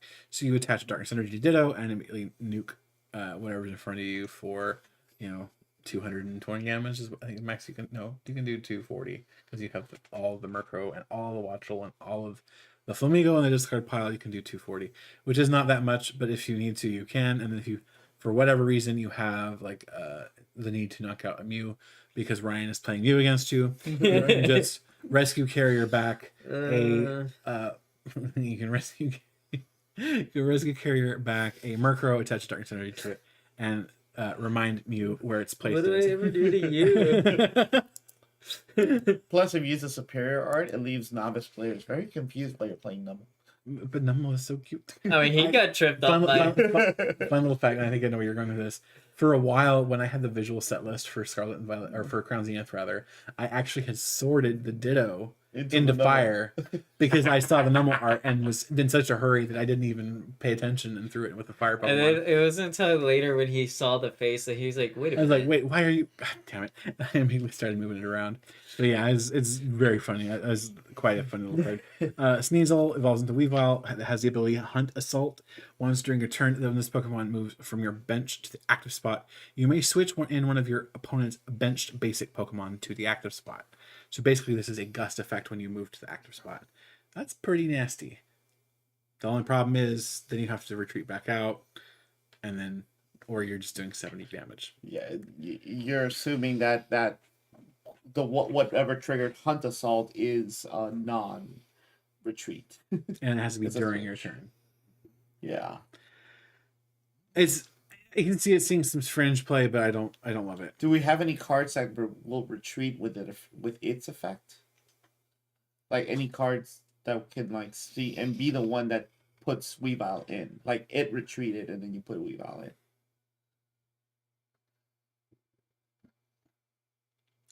I mean, if you have a pivot Pokemon, I guess, but like no, well, I'm trying to. It has to be an ability so that it doesn't trigger your 1 per turn retreat. No, I don't think so. If you had something like that, you put in Weavile, obviously use your Gust effect, and then do a manual retreat with either. Couldn't you also technically do cross switcher and switches? Yeah, of course. Like we're talking outside of escape rope switch, because escape rope would then switch it, and then you choose, right? Yeah, you would choose to move Weavile to the active spot and then retreat Weavile.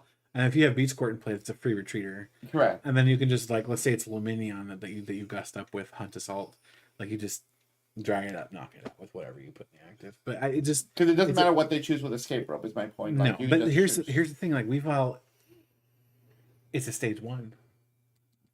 The setup. It's a lot of setup for not a lot of benefit. I see.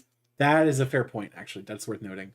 Siren is mentioning Jet Energy. That's what I was thinking. I swore there was something. That's actually a fair point. So Jet Energy is interesting. Thank you, Siren. It's still a stage 1, though. That's something to be aware of. So is it worth setting up a stage 1 to gust a basic Pokemon? Like that basic Pokemon had better be a very juicy target. Manaphy. I mean, maybe. Maybe the Manaphy is that big of a problem that you need. I mean, you could literally also. I honestly feel like I want to try a 1/1 in a Rapid Strike Urshifu deck just so I can pick out my active Pokemon that I'm gonna hit with. Just have your Rapid Strike Urshifu go up against Mew again. How? Just go up against Mew again. So I don't know can what hit you're you. talking So about. I can hit you. All right, let's talk about Tyranitar. Honestly, Tyranitar. I'm a little scared of that one. Tyranitar has the attack route, does 30 plus damage. The deck does 30 more damage for each of your opponent's benched Pokemon. So 30 times 5. I already did the math. That's like 180. That's 180 total with route. And if you're hitting into Gardevoir or hitting into Mew, that's... No. But what are you guys afraid of? It's a stage 2. That's not worth it. If you rare Candy and you're going up against Mew, it's a single prizer and you hit for weakness, knock out a Mew. It's a much easier Drapion hit. Why would you ever bother to go to stage 2 just to save yourself the one prize? Because it's a single prizer. Again, much slower though. Like it is slower. They're just. Why would you waste the deck space and the speed on it? It is slower. Here's what I'm hoping. And Pokemon does love Tyranitar. So maybe we'll get to see a Tyranitar X. If you do see a Tyranitar X, it gives 100% sees play. Because the thing is, at that point, you are making the list just like Gardevoir's. The reason why the other Gardevoir is so good is because you're getting to the Gardevoir X. That just happens to be a bonus that you're putting on the side, just like the Buddy Catch Galate. Oh, Buddy Catch Galate is so good, though. All right. From Triplet B, from Triple B. Okay, Mastiff. Mastiff evolves into Mabostiff. Mabostiff has the attack Comeuppance, 20 damage during your opponent's next turn. If this Pokemon is damaged by an attack, even if this Pokemon is knocked out, put damage counters on the attacking Pokemon equal to the damage done to this Pokemon. So if for whatever reason your opponent's Pokemon is doing like 300 damage, put 30 damage counters on that Pokemon, and that's pretty nasty. How do you reduce your own damage? Yeah, you gotta like swing into Hold this on. thing. Well, with what's it weak to? Stuff. It is weak to grass. I was gonna say like just set it up for your own weakness. What's interesting is it does 20 base damage. So like, no matter what, you're still doing 20 damage. Yeah, it's weird. So let's say, for example, you set it up to be hit with its own weakness, and then the grass deck does end up doing like 300 damage right back to itself. Yeah. It's like, oh, that was a dumb place. Yeah, don't attack into it. Honestly, I can see this maybe seeing play. I think rope is too common. Shurtle and Shurtle evolve into Grafai. So Grafai has Spit Poison. Your opponent's active Pokemon is now poisoned. And Colorful Graffiti, 40 times damage. Discard any number of basic energy cards from your hand. This attack does 40 damage for each type of basic energy from that you discard in this way. Honestly, this is Blacephalon. That's what this is. Okay. It is a slightly more complicated Blacephalon. It's a stage 1, right? This is the stage 1. So this is very similar to Fireball Circus Blacephalon.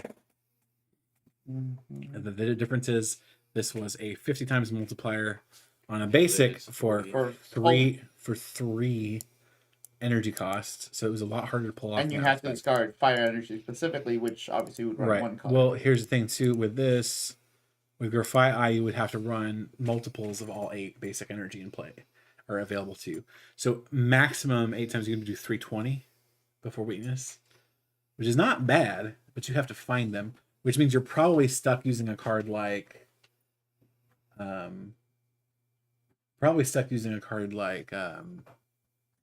Lady. You're gonna have to play Lady to find the basic energy necessary to make the Grafai worth a damn. Is this going to be a fun deck to play? Probably.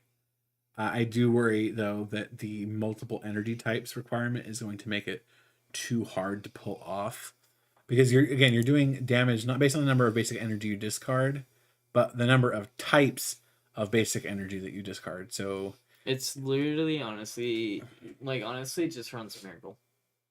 Let's get a Miracle. Well, Smeargle you reveal, but Smeargle's multiplier is also smaller, isn't it?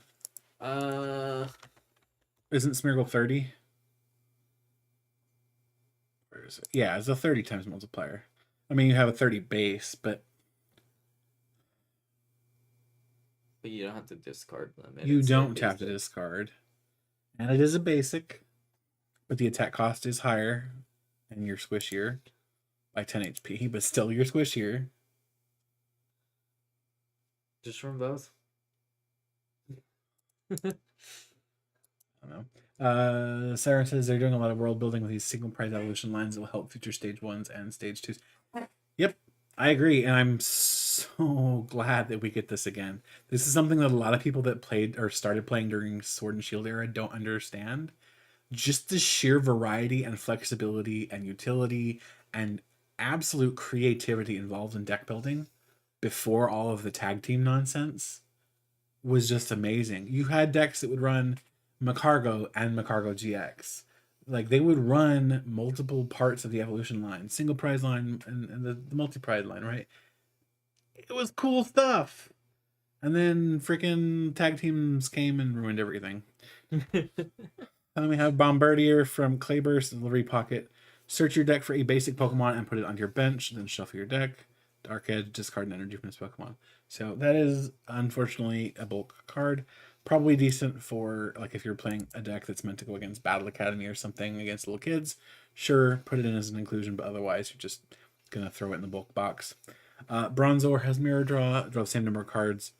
Draw until you have the same number of cards in your hand as your Pokemon, your opponent. I feel like this is just the Lost Box counter by itself. I'm just kidding. It would be funny though. Like, your opponent has a hand of 20 cards. You drop a bronze order. Like, what the heck are you doing? You put it in the active spot, attach a metal energy to it, and draw like 19 cards. Busted. And then they hit you with an Iono and you lose anyway. That would be really funny though. I've lost track of how many times we've mentioned Iono at this point. We need like an Iono counter on the freaking video.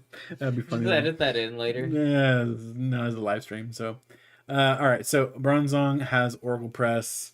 Oracle Press is 20 damage and then prevents all effects of your opponent's attacks except damage done to this Pokemon during your opponent's next turn. And then Extra Sensory does 70 plus damage. If you have the same number of cards in your hand as your opponent, this attack does 90 more damage. This is a slightly upgraded version of Sawsbuck? Or is it? No, it's Weirdeer, I think. Weirdeer from Astral. And then you don't have Hurried Gate, so meh. Either way, still not that great. Siren says tech stage 2s and stage 1s like Zoroarty and Guardy Swampert. Yeah, there's just the creativity in deck building is so much better in a format like this. All they need to do now is give us a Ditto Prism Star and give us a Meganium from Lost Thunder. Basically, if they give us those two sorts of effects right now, the format's like crazy busted good. I'm very much looking forward to continuing to play in the Scarlet and Violet format. Bring Flintstone back. Bring Flintstone back, please. Yes. And that's a black and white card too, and they're really echoing early black and white. Honestly, also via Secret. Right, yes, but that's not really black and white. Anyway. But that was what, Ruby and Sapphire? Ruby Sapphire, and then later on Phantom Forces was the next big print. But it's been out a few times, but still. It's been out, I think it's only had like 3 printings. 3 or 4 if you don't. 4 if you include the secret. If you don't include the secret, I think 3. Yeah, I think with the secret, I think it's 4. Wow, I am brain dead today apparently. Let's look for the actual card. Yeah, 4 prints total, including the so 3 or 4 depending on how you're counting it. Yeah, I actually have a whole collection of ES Seekers. 2 of these are prior to expanded format too. This is the only one expanded right now, and that's from Phantom Forces because these are both. Was this Supreme Victors? See, that's a long time ago. Yeah, that's a long time ago. Yeah, I should know that is definitely a format I played. Yeah. Yeah, I'm just excited for all the richness in deck building, and I'm very excited for all the comeback stuff. Honestly, could you imagine once? I mean, I know you're throwing a party once Mew rotates. Oh, you know it. I'll probably throw a party when Lugia rotates too. Corviknight has acceleration, does 50 damage if your opponent's Pokemon is knocked out by damage from this attack. Prevent all effects of attacks, including damage of this Pokemon during your opponent's next turn. And then Spinning Bird does 200 damage. Discard 2 energy from this Pokemon. Cufant evolves into Caparaja. Caparaja has the ability Bronze Body. So this is a 300 HP Pokemon that takes 30 less damage from attacks.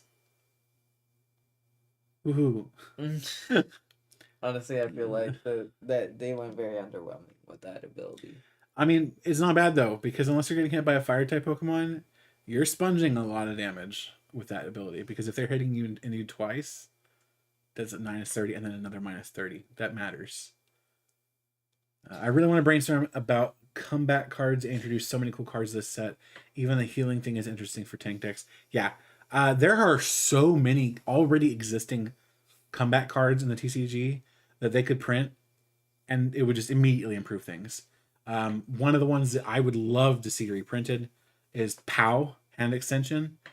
That card is amazing and would be really, really good in our current standard. So there's Pao.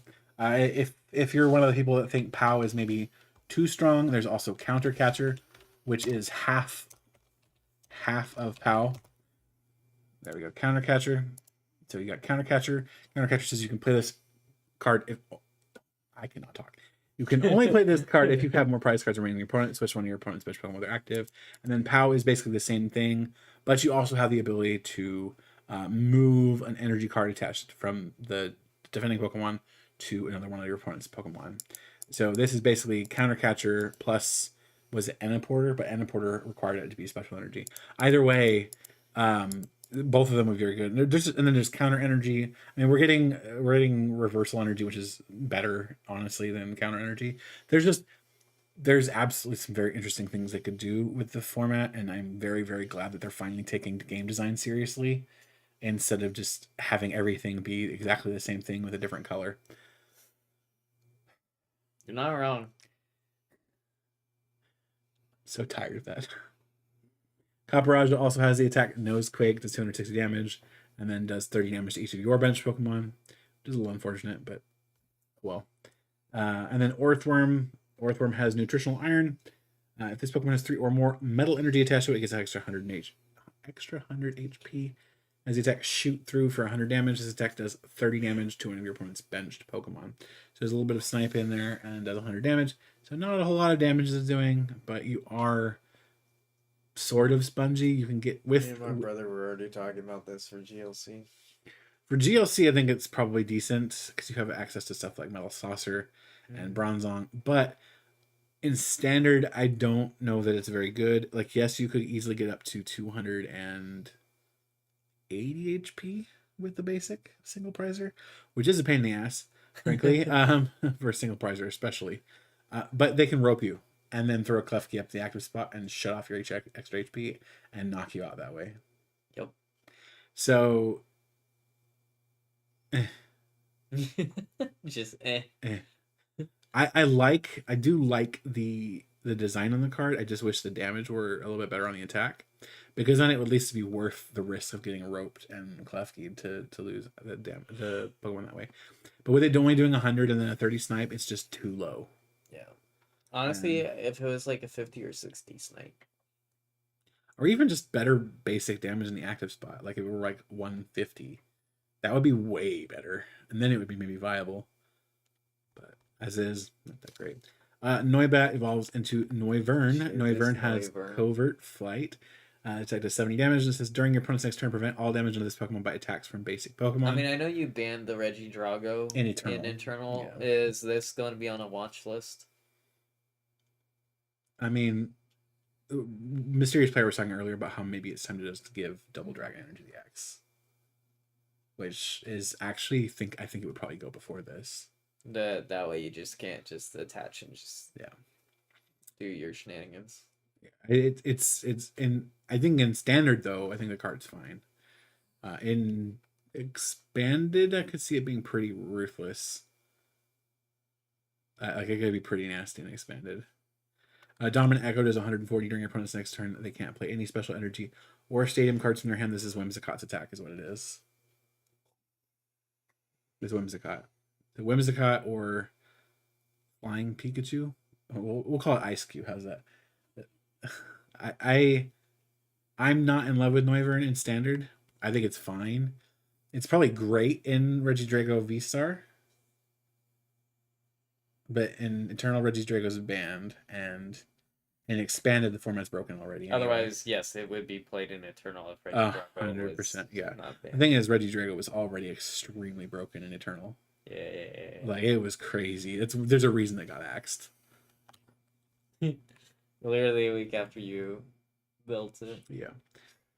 Garafarig evolves into Farigiraf. So Farigiraf has the attack either face.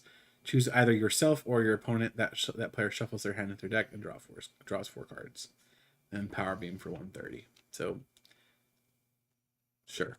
Dunsparce and Dunsparce. And eventually we'll get Dunsparce. That's just gonna be the attack. Dun. I had to. Let's see here. He lost the battle. Okay, so real quick before we move on to Dunsparce, Shiny Weasel asks, "What is Eternal?" Eternal format is a alternate format that I run tournaments on through my Discord server. It is base set forward. It is basically unlimited with a ban list. So It's a healthier unlimited.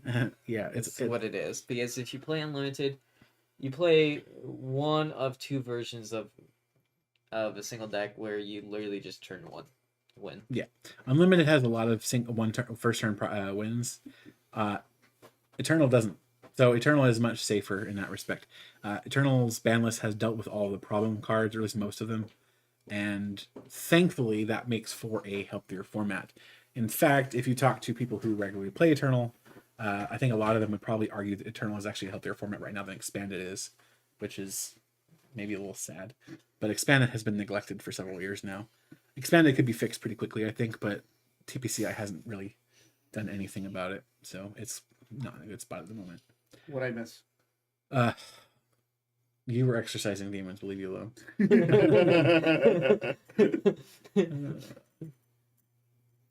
By the way, you needed a restroom. Siren says, honestly, I think they're going to release almost all of the comeback cards from the EX era with updated effects, with some new ones also. I would hope so. There are so many of them. There's one big risk with that, though. If you have too many comeback cards in a format, you end up with a very control focused format, and that's true. Which is bad for us. Great for Sander and Mitchell. Mm-hmm. So yeah, if you get a lot of comeback cards in the format, you end up having a very, very heavy control format, because there's just so much for them to do as a control player. Control is never going to be taking prize cards, so it doesn't care that it's behind on the prize cards. I mean, eventually that's the risk. What? Control doesn't have to take prize cards; they deck you out by death, basically. They just wear you out. Yeah, you need to pull her away from it because Iro pulled it out the other day. But yeah, that's the biggest risk. But I do think they're going to be more careful about it than they have with the expanded ban list, because this is creatures designing the format and not TPCI. All right, Dunsparce has Mudslap and Digging Flash. Digging Flash does 100 damage. Your opponent's active Pokemon is now paralyzed. Shuffle this Pokemon and all cards attached to it into your deck. I think Lugia likes this card, personally. Because what Lugia can do is throw this on top of the Dunsparce. Maybe it doesn't necessarily need in the matchup, or it doesn't need any more. Evolve into this Dunsparce, and then just paralyze whatever is in front of them to deal with it. Right? That's kind of basically the strategy that was employed against Lugia. Lugia can now employ against other decks. Hear me out. What's that? What are another one of my crazy ideas? Glimora. Why Glimora? Throw out the one that's not going to give up a prize, hopefully. It's a new Pokemon card. But like we were talking earlier, though, there's still risk. There is still the risk of them just having a switching card. No, Trevenant's still in rotate. The empty Trevenant? Yeah. But again, Dunsparce, the risk still is that there is a chance that they have a switch, they have an escape rope. They're still away from them to get out of it. So it's a mixed bag. I want to point out also that after, 20 years plus of waiting for Dunsparce to evolve, they literally made fun of us by saying the Dunsparce. Come on. It literally they made him bigger and gave him one extra knot. Honestly, you know what he looks like? What? Rattlesnake tail. Like the Dunsparce looks that way too. No, that's what I'm saying. It's what it literally. I'm mad. Like. I'm mad is what I'm saying. We wanted an actual evolution, not to be made fun of. Wingull has an attack for Gust, and then evolves into Pelipper. Pelipper's big thing is its ability, Rumor on the Wind. When you play this Pokemon from your hand to evolve one of your Pokemon during your turn, you may either, we got some flexibility here, folks, search your deck for a supporter card, reveal it, and put it in your hand, and shuffle your deck, or put a supporter card from your discard pile into your hand. So in other words, play a support, like get a supporter card. So this is either Luminous, Sign, or Versus Seeker. So GLC is what I'm hearing. GLC is going to love the hell out of this card. Mm-hmm. Well, and the fact too that it's also colorless. Colorless actually has the most draw support in GLC. Yeah. Standard too slow. You know what type? You know what type has the best draw support in Eternal? Because Claydol. Well, specifically Claydol. So fighting. It's Claydol. Claydol way every crazy. deck, because as you clearly state, Which that it's type, a staple in every type is fighting. Type is fighting. Diamond and Pearl. The yes. Great counters. Yeah. Great counters. Yeah. Very, very good card. Siren says, I know it's probably an unpopular opinion, but many of the formats with good control decks are the most fun playing. I'm not saying that having control in the format makes for a bad format. I'm saying making control one of the only viable options in the format is a problem. So, or making the format really control heavy makes it a problem. So there are two formats that I'm thinking of right now that were issues in this respect, and both of them were in the tag team era. Mm-hmm. There we go. So for the next 5 minutes, we see Jason rant about the tag team era. So we had Pidgeotto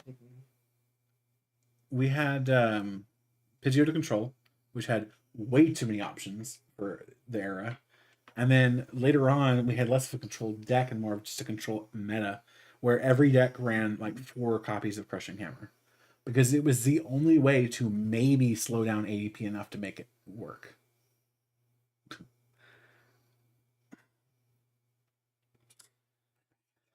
Yeah.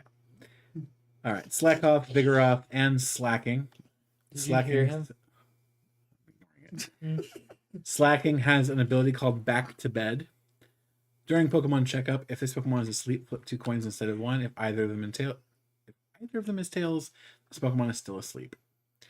Lazy Headbutt, 240 damage. This Pokemon is now asleep. And then, I mean, it's not good, but it's not bad. So it's me, the Pokemon. Sure. And then Fletchling evolves into Talonflame, which we've already looked at. Yungoos is from Triple B, as is Gumshoes.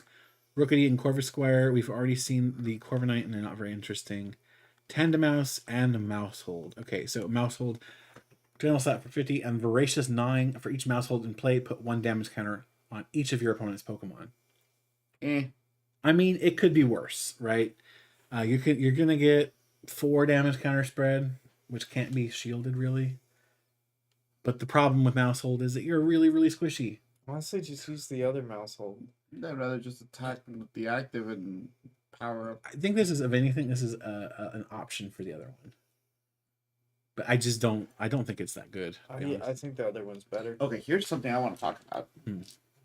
What, the return of this thing? Squawk ability. So it has the ability called Show Off. Once during your turn, you may discard a card from your hand and draw 6 cards. Once during your first turn, to be specific. Once during your first turn, yes. And you can't use more than 1 Show Off each turn. So even on your first turn, you can't use more than 1. This is basically a nerfed Detonate. Now, in my opinion, Detonate was way too strong of a card. And even in Expanded, I think part of the problem with Expanded is actually Detonate. Believe it or not. What about Shaman? Shaman was fine before Scoop Up Net, in my opinion. Because it's an extremely squishy 2-prize Pokemon. But anyway, Scoop Up Net ruined everything. Scoop Up Net should have been the one to get the axe. So you have Show Off, so it's a more balanced version of Dedenne. Here's the thing. I think in decks that really, really need to get going, this is fine. So we were talking earlier about Koraidon. I think this is fine in Koraidon. Because you need cards in the discard pile. You need to draw cards. You need fighting energy in your discard pile. This is a way for you to do that. But Lugia? I don't think Lugia wants this. I don't think Lugia ever needs this either. I'm just saying, like, you can drop, like, find it and then drop your Archeops. I'm saying. Yeah, I guess. I mean, decks that use it will work off one off, and if you get it, you get it. If you don't, you don't. Right? yeah, that's fair. It's one of those very high roller things. But here's the thing: if you're having to run capturing aroma, and you flip, I can never remember which one is which. The one you don't want and get a basic instead of the evolution. Capturing aroma. This is not horrible. If you flip heads, you get a evolution. If you flip tails, you get a basic. Yeah, and then Flamigo. We talked about this earlier. It is a Wings of Unity attacker. This deck does 20 damage for each of your Pokemon in your discard pile with a Wings of Unity attack. But the reason we want to talk about Flamigo in particular is because of its attack. Or not of its attack. Its ability, Flying Flock. Yeah, everybody laugh. Stick together. Everybody laugh, okay? When you play this Pokemon from your hand onto your bench during your turn, you may search your deck for up to 3 Flamigo, reveal them, and put them into your hand, then shuffle your deck. And here's the thing. I think after you find those Flamigo, you immediately show off with Squawkabilly. Yeah, so you're using your level balls for your Murkrows and your Wattrels, and then you're hitting the Flamigo with the Flying Flock, and then you just hit show off and nuke them all. And that's not a bad turn one. The only thing is, you need to make sure you're running like a Thornton or a Collapse Stadium to get rid of that Squawkabilly as soon as you can. Yeah, I know this is triple beat, but this is something I had come up. Really? Stadium Nest Balls? Artisan is extremely good. Yes. Yeah, we'll go ahead and talk about it. I've talked about it before. We'll go ahead and talk about it real quick since it was brought up. During each player's turn, that player may search their deck for a basic Pokemon that doesn't have a rule box and put it on their bench. And then that player shuffles their deck. So this is a nest ball for non-rule box Pokemon. I hear this is just free Comfeys in Cramorants. I mean, Comfey, here's the thing. Lost Box wants Speed Score. It doesn't want Artisan. Well, I mean, it's too good. Atticus. So Atticus is from the gym promos that were just revealed. Yeah. You can use this card only if your opponent's active Pokemon is poisoned.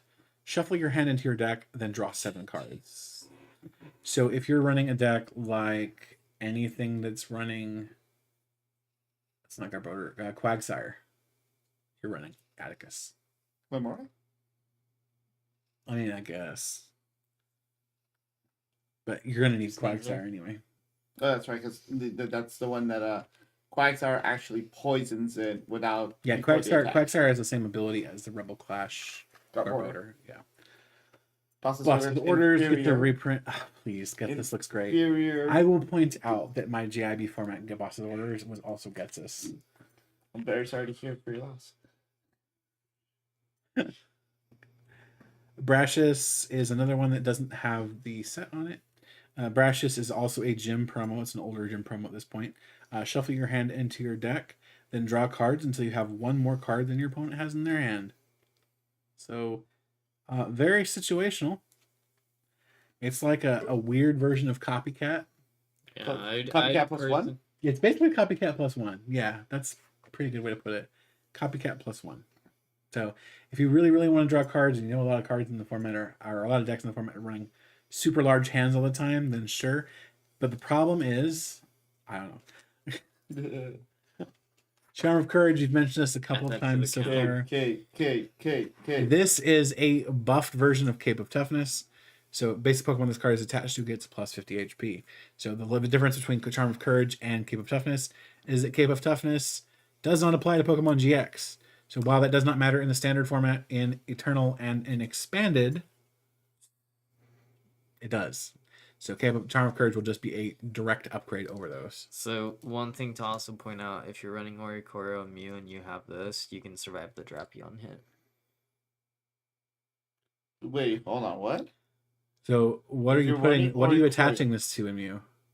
Mew, I assume, and no way Mew survives it. No, I see it. Yeah, it's a basic Pokemon, so yeah, you know. No. I my head was. Okay, hear me out. Regieleki EV. Maybe, yeah, I could see that. I'd love it on Regieleki. Regieleki EV is actually pretty good. I think that's a good candidate for it. Delivery Drone is your next favorite bulk card. Delivery Drone is flip 2 coins. If both of them are heads, search your deck for a card and put it into your hand. Then shuffle your deck. So this is a computer search, but you have... It's an item, right? It is an item card, but you have a 25% success rate. So 0% chance for you. For me. Delivery Drone? Yeah, basically you have to flip 2 heads off of it to get anything off of it. So, I already fail all the Cramorants. The Cramorants, yeah. So to flip 2 heads it's basically the deck version of Silene. It's not though, because it's get it from your. It's a computer search. Yeah, and if you hit one heads, you don't get nothing. Silene, at least you get a card. Yeah. It's bad. Oh, I just saw if both are heads. I thought it was for each head. No, it's for if both are heads. It's if it's for each heads, it'd be 100% playable. Oh yeah. Wait. Especially it's items. As an item, 100%. Just to go to you get 2 heads, you get another one of those, and like. But the card, the cards you're Darkrai? The cards you're thinking of, I think, already exists. Yeah, but that's a supporter. And rotated, but it exists. Silene is also a supporter card, which is why it's analogous. Anyway, Fighting Milk is from Snow Hazard. You can play this card only if you have more prize cards remaining than your opponent. Heal 60 damage from one of your Pokemon. Shush. This card is great for something like Duraludon, if Duraludon manages to get behind on prize cards. I think it's good. It's definitely worth considering as a couple of them. And if you're running a deck that plays Arven, I'm not gonna lie about Arven today. If you're running a deck that plays Arven, this is not a bad inclusion as a 1 or 2 of. 60, I just don't feel 60 is enough.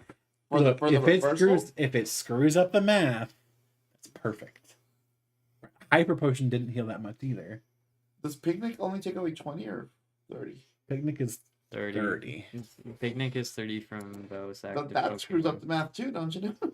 I mean, it could. And it doesn't require you to be for both behind players. This is one-sided. Picnic is two-sided. So Giacomo is one of our most important supporters so far. Discard a special energy from each of your opponent's Pokemon. This is a card that is very much designed to be a Screw Mew and Screw Lugia card. But I prefer the more Screw Lugia part.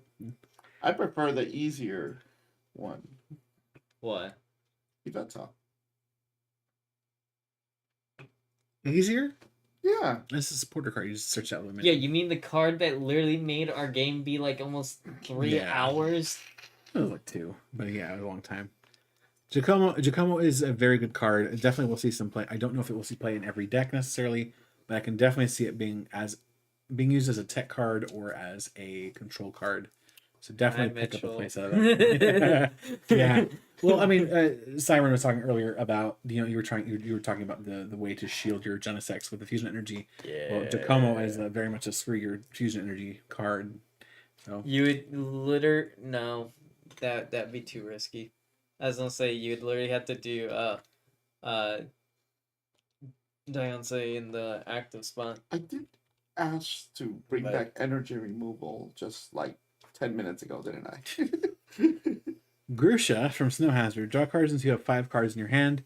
If you have no energy cards attached to any of your Pokemon, draw up to 7 cards instead. So this is basically a worse version of Karina's Focus. And a worse version of Cynthia's Ambition. Why is this your waifu again? My waifu? No. Somebody said it was... Oh, I'm sorry. I think it was Siren. No, it was Texter. It was Texter? Okay. I was like, somebody mentioned Grusha being their waifu. No, okay. Iono is mine. It's not that that's the waifu. It's that the full art's like amazing for it. So if you go to visual set list and then go down to the secret rares, we will load in. All right. She has this look to her. Oh, because I'm tight. Hey, that guy can be a waifu. He's that cute. I mean, we literally just talked about that out there. Yes, Gardevoir does get buffed quite a bit. Reversal Energy, Charm of Courage, and Fighting Milk are all very good for Gardevoir. That's quite true. Detonate. Actually, I don't think Detonate is very good for Gardevoir. You think so? Well, here's the problem. You're using the Cresselia. I'm assuming you're going to bring that up. Well, I mean, Cresselia's already out. Yeah. But the Detonate, though, is very squishy. So, like, my initial impressions were, like, this is really cool. And then you think about it, and you're like, oh, wait. I knocked something out, but I'm immediately KO'd because this thing's too squishy. Charm of Courage. As we finally get to talk about it, but we will still talk about it after we talk about it. It's such a good card. This is the card that the whole Pokeverse rejoiced when they saw its effect. For a very good reason. So I saw it get revealed. I was translating for Pokebeach. I started my translation, kept going, and went, wait. That is done, right? That's Yes, that's what it does. Confirmed what it did. Went back to Twitter and went, ah! And then went back to finishing up the polishing of the wording of the translation. I posted it to Poke Beach. Yeah, so this card is 100% the best card in Paldea Evolved. There's no doubting it. And probably single-handedly, probably the most terrifying thing that you will come up against. This is unless now you're a new player with Genocide. This is now the single best draw supporter in the format, including Professor's Research. Is it the best card in the Scarlet and Violet block so far? Yeah, Period. it's 100%. probably the best card, and it's probably the single best card in the format since like Sun and Base. It's an N. This card is that strong. You didn't play with N, did you? I play with N. Okay, then you should know. Yeah, I played with N in freaking black and white. Yeah, okay. So here's the thing. Iono is an upgraded version of N. Mm-hmm. Yes. Mm-hmm. So those that let's read it real fast. First, and then we'll so Iono's effect says each player shuffles their hand and puts it on the bottom of their deck. Then each player draws a card for each of their remaining prize cards. So if you have 4 prize cards remaining and your opponent has 1 prize card remaining, guess what? You're drawing 4 and they're drawing 1.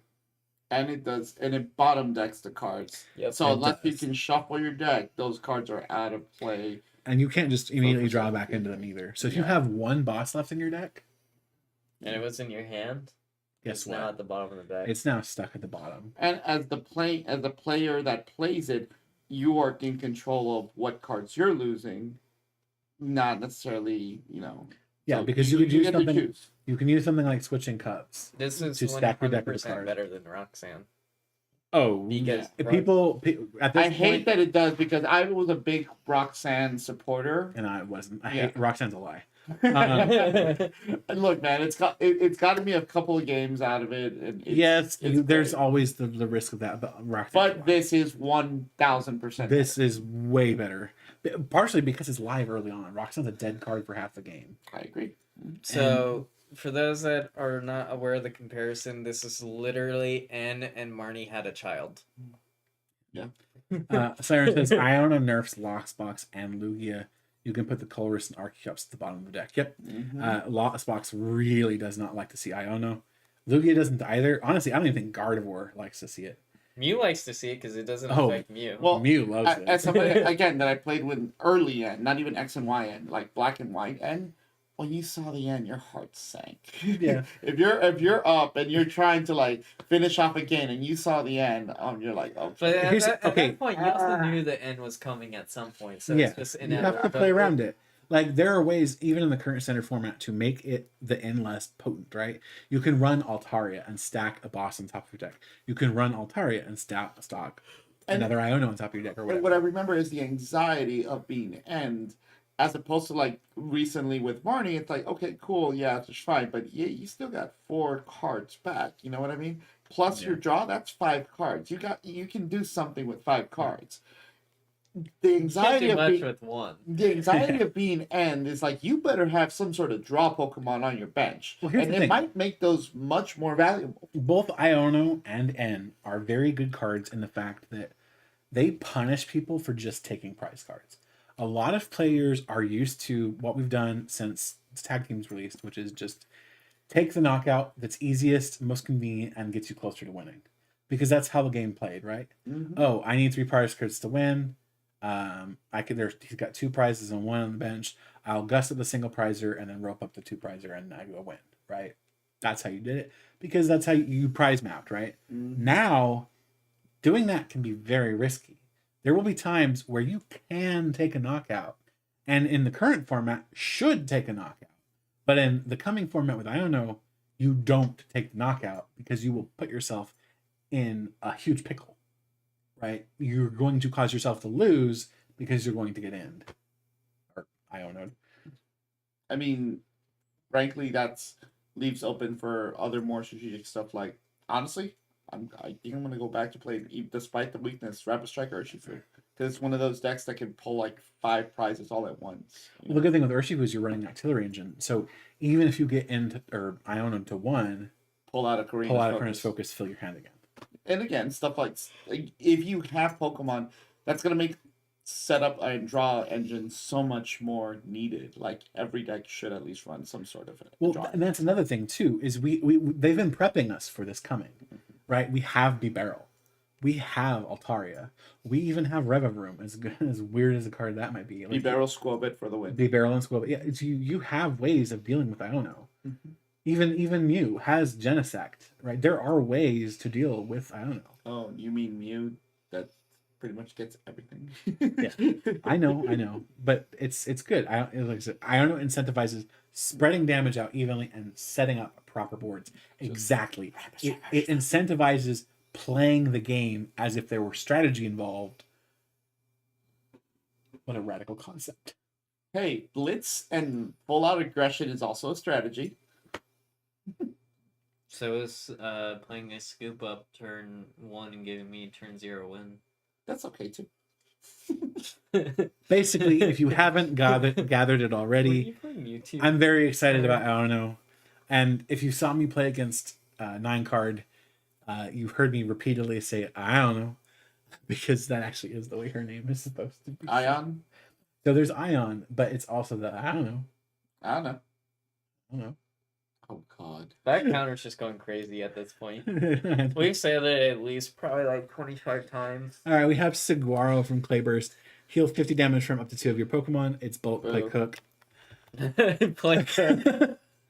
Snow Mountain of Disaster. Whenever any player attaches an energy card from their hand to one of their basic non-water Pokemon, put 2 damage counters on that Pokemon. So cemetery. It's a kind of worse version of... It is a worse version of Cemetery. Yeah, it's just bad. But wait, why is it a worse version? Because it didn't have to be a basic for Cemetery. Oh, yeah. On their basic, not one. Yeah, okay. So it's an evolution. Yeah, okay. Yeah. Super Rod! Super Rod! Yay, Super Rod!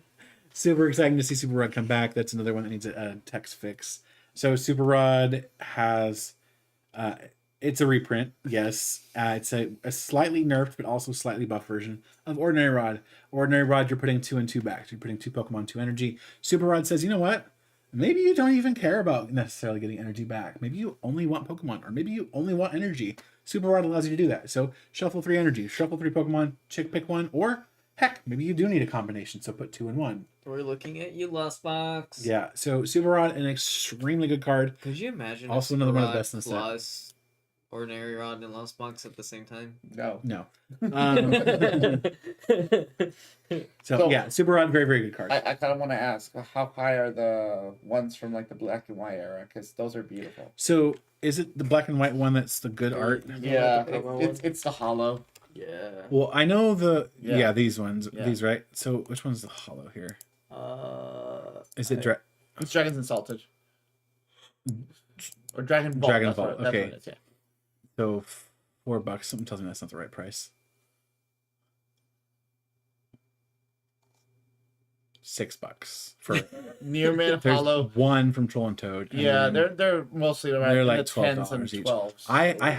I have this art, but I have the regular one from. I have at nice. least one foil. The foil ones are so pretty. They are. They use the the black and white foiling. I don't forget what it's called. Is it the same one? It's the horizontal foiling, It's isn't it? the it's the same as the line foiling, but, But it's horizontally, horizontal. but Yeah. it's more noticeable and a lot better on the lines. All I remember is that Super Rod is one of the prettiest cards from that era. Yeah, And I honestly, like it's that one of art. the best ones. I'll have to show you tomorrow, but I do have a foil Cramoratic. Cool. It actually looks really Wilderness of Disaster. This card, Leafeon Spidops absolutely loves this card. Is it Gallermine replacement? good. In a way, Oh my yes. God. So it says the retreat Are you cost not of telling me each that Spidops non is actually Each non-fighting maybe basic Pokemon semi- is competitive colorless now? more. No. Semi-competitive, but it's better marginally. Instead of Mesa Goes now, it's running Wilderness of Disaster. Yes, It's disappointing. it's not as good as Galar. Galarmine. It's not. Yeah. But and it's only for basics. And fighting Pokemon just gets right around it. Right, but it's something. Then we have Luminous Energy, and that's already been revealed. Okay, back to cards that we hadn't seen before. Reversal Energy is from Snow Hazard. As long as this card is attached to a Pokemon, it provides colorless energy. If you have more prize cards remaining than your opponent, and if this card is attached to an evolution Pokemon that doesn't have a rule box, this card provides every type of energy, but provides only 3 energy at a time. Only? No, really, only? Yeah. Only 3. Every time I hear only blank, like, and it's like a very high number, it's just like, really? Only? You expected more? Basically, it's very good. I don't know. Did you want less than 3? This is a supercharged counter energy. This is, was it multi energy? The original version of this card. No, the multi energy is the Luminous one. The one that's multi energy. Which one am I thinking of? You're talking about boost? No. No.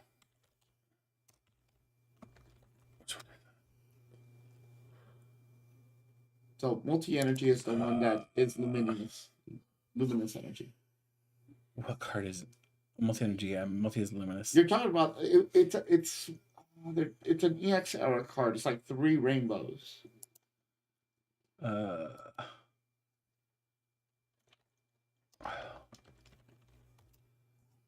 There is something, and I cannot remember what the heck it's called.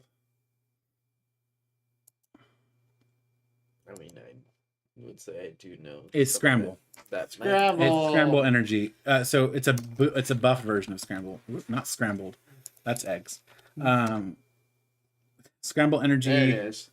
There we are. So this is basically a newer version of Scramble. Scramble. I can't. Now I'm saying Scramble. Scramble energy. The difference is Scramble energy cannot be placed on Pokemon X. So reversal can be.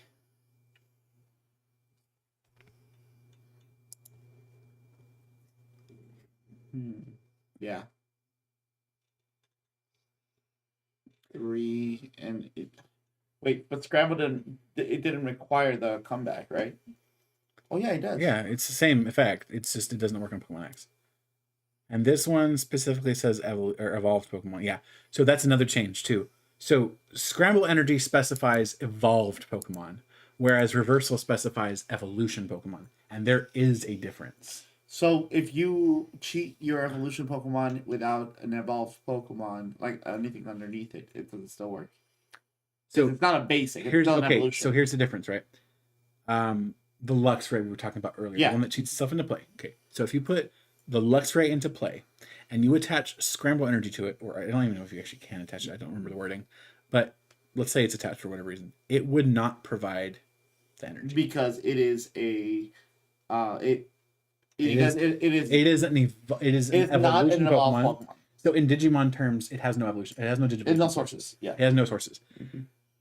However, reversal energy does not care.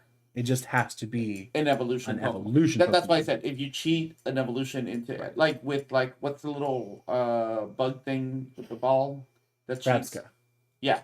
Bratska. If you cheat an evolution Pokemon into play with that, you can use reversal energy on it. Yeah. So but you can be able to use it on a basic. Yeah. So reversal energy is way one of the best cards in this format or in the set. Definitely 2? Is going to see play. I don't think it's number 2. It might be number 3 though. Probably behind Super Rod. Super Rod is that impactful. And then Therapy Energy is the last card from this set and from Paldea Evolved in general. It says, as long as this card is attached to a Pokemon, it provides colorless energy. The Pokemon this card is attached to can't be asleep, confused, paralyzed, and if it's already affected by one of these special conditions, it recovers from that special condition. Something I heard somebody say pretty much that at least Single Strike with Lugia still has access to the Spiral, I believe, or Impact. Impact. Impact Energy. So Impact Energy is basically the same thing, but for Single Strike Pokemon. Yeah. Impact Energy. Here we are. So that's Impact Energy right there, and it's being cut off for people trying to watch here. There we go. So this card can only be attached with Single Strike Pokemon if it's attached to anything other than Single Strike Pokemon. Discard the card. As long as this card is attached to a Pokemon, it provides every type of energy, but it provides only 1 energy at a time. The Pokemon this card is attached to can't be poisoned, and if it's already poisoned, it recovers from the special condition. So Impact only blocks the poison damage. Gotcha. It's only the poison. So. Yeah. Okay. So, which is something. There's also, was it Spiral? For Rapid Strike, and that prevents paralysis. So it blocks the paralyzed special effect, which is also good. But the thing is, those are both rainbow energies, whereas Therapy Energy is just the colorless energy that removes all 3 of the turn energies, or all the turn special conditions. So the left, the right, and the upside down, all 3 of them are blocked by it. It's like full heal, isn't it? Yeah, it's basically in a way it's kind of a full heal energy. Yeah, it's good. Is it great? Nah. Although I don't know if full heal energy prevented it; only healed it, right? It removed it. Yeah, this is better in that respect. Yeah, it's better, but still, it's the same concept. But yeah, that is the set Paldea Evolved. If you are wanting to kind of look through these cards yourself, maybe get a better look at the stuff from Triplet Beat that we kind of passed over, do hit up the link in the description for the card translations for Paldea Evolved. I just kind of run through the whole thing. There will be about 25 to 35 of these cards end up being cut for our third set. If I'm not mistaken, Titan League is supposed to be the name for that set. But yeah, so there will be about 30 cards cut roughly from all these base rarity cards. There's also, as we kind of showed earlier too, there's a lot of really good art or special arts and just secret rares in general already in this set. So do hit up the visual set list to see the secret rares from the set. With that said though, guys, thank you so much for participating. Thank you for watching. Hope you enjoyed this little set review and review of the cards from Clayburst and Snow Hazard. And as always, thank you for watching. I will see you in the next video. And remember, friends don't let friends play Gethys boss's orders. Gethys? You can't even say his name right, really.